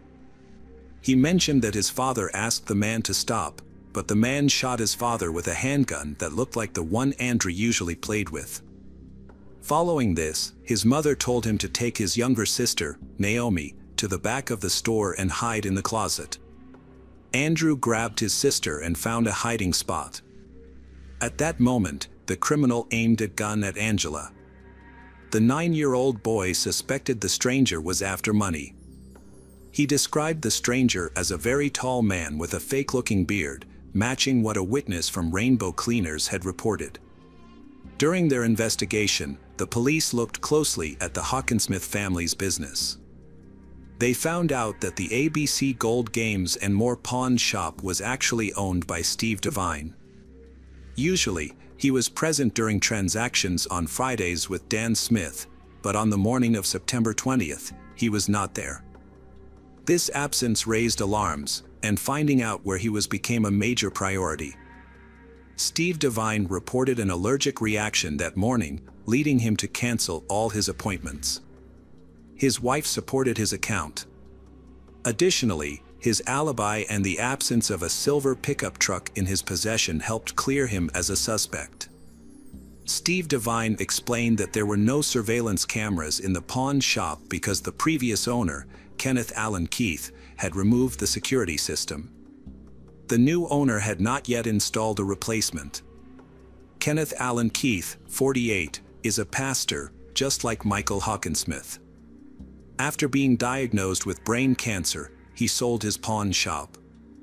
However, he still owns a similar business called Gold Rush Buyers, located in Pulaski County near Danville's Bowles District. Kenneth and Michael have been friends for 15 years, a bond that started when Michael worked at a church youth camp. The Hawkinsmith family held a deep respect for Pastor Kenneth, who was like a cherished uncle to Andrew. As investigators lacked significant leads, they opted to review the street surveillance footage from around ABC Gold Games and More, as well as several pawn shops. They discovered a camera located on the office building of Danville Rentals, a real estate company. The surveillance video recorded a silver pickup truck at 8:45 a.m., but the footage was too blurry to identify the license plate or the make of the vehicle. However, eyewitness testimony from Rainbow Cleaners was crucial in helping the police identify the vehicle involved. The witness noted that the vehicle was an older model with a unique square body shape. The video evidence also clearly displayed a square rear bumper that matched this description. The color, type, and shape of the vehicle indicated that the police may have located the criminal's vehicle. They then expanded their search to surveillance systems further away from the pawn shop. At 8:17 a.m., cameras at Ephraim McDowell Hospital recorded the same vehicle. Investigators confirmed that it was a silver Dodge pickup truck. Dan Smith's family was heartbroken by his death. Though they were filled with sadness, they attended the funeral and managed to control their anger. Meanwhile, the Danville police appealed to the public for any information about the crime or the vehicle involved. On September 24th, the police received a call from Tracy Hurl, a pastor from Warren, Michigan. He said he was a friend of Kenneth Keith and mentioned that during their last conversation, they talked about the Danville murders. During that conversation, Kenneth seemed different. Pastor Kenneth told Tracy that he was driving to Danville that day to get medication for his wife. Kenneth also expressed feelings of guilt about the situation, as he had allowed Michael Hawkinsmith to take over his former business. It became clear that Kenneth's relationship with the Hawkinsmith family was not as people had perceived.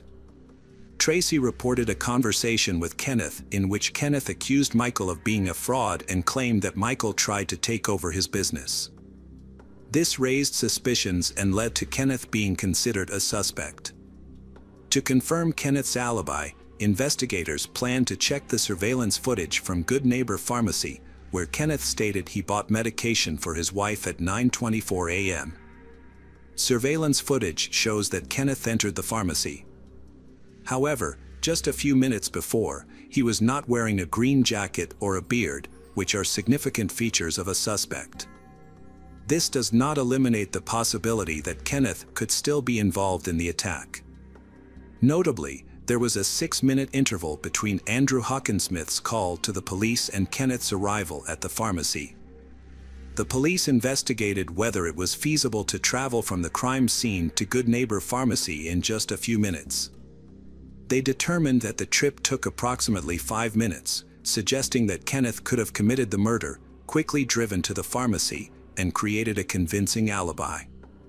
Additionally, a key piece of evidence was that Kenneth owned a silver, unregistered 2008 Dodge pickup truck. All the evidence gathered was circumstantial and insufficient for an arrest. As a result, the investigators asked Tracy Hurl to take part in a series of staged phone calls targeting Kenneth. Thankfully, Tracy agreed to help. During these calls, Kenneth eventually expressed his real feelings about the Hawkinsmith family. Everyone had been anticipating this moment. Kenneth started talking about details of the case that had not been revealed before. He stated that he was in Danville, specifically at the pharmacy. He confirmed that he was at the pharmacy during the events in question. Kenneth then clarified that he had left Danville and gone back to Somerset. After that, he drove to the car wash to get ready for a planned family vacation. At 10:50 a.m., camera footage recorded Kenneth walking down the hallway to the cash register with a clear smile on his face. Additional footage from outside the building captured Pastor Kenneth leaving the car wash in the same silver Dodge at 11:25 a.m., which aligns with earlier images from various surveillance cameras in Danville. At that stage, police had sufficient evidence to arrest Kenneth. However, when they proposed a lie detector test to determine his involvement in the case, he responded oddly. He stated that he wouldn't be able to pass the test because, during his military service, he had been involved in special missions where he had killed several individuals. Investigators carried out a search warrant at Kenneth's pawn shop and uncovered crucial evidence. They found a fake beard and a large amount of cash, but there was no legal explanation for how he acquired it. Notably, they also discovered bundles of money tied with a ribbon, labeled with the name of the bank that issued them, suggesting that Dan Smith was a customer. Further investigation showed that the money found in Keith's pawn shop had recently been withdrawn from the account of a deceased broker, raising suspicions about his involvement. Moreover, investigators discovered several .22 caliber shell casings in the pawn shop. Ballistic analysis confirmed that these casings were fired from the same type of weapon used to shoot Andrew and Naomi's parents. Kenneth Allen Keith faced 3 charges: first-degree murder, 3 counts, and robbery. He thought that Michael and Steve were plotting to oust him from the business. Despite his beliefs, there was no evidence to support that Michael and Steve were involved in any conspiracy. When Kenneth met Dan Smith at the pawn shop, he attempted to devise a fake scheme to convince the police that the case was a robbery. However, the plan backfired when the police investigated and found no evidence of any wrongdoing by Michael and Steve. On September 20th, Kenneth drove his silver Dodge Caravan to Danville. He drove around the pawn shop until he spotted Dan Smith's car parked nearby.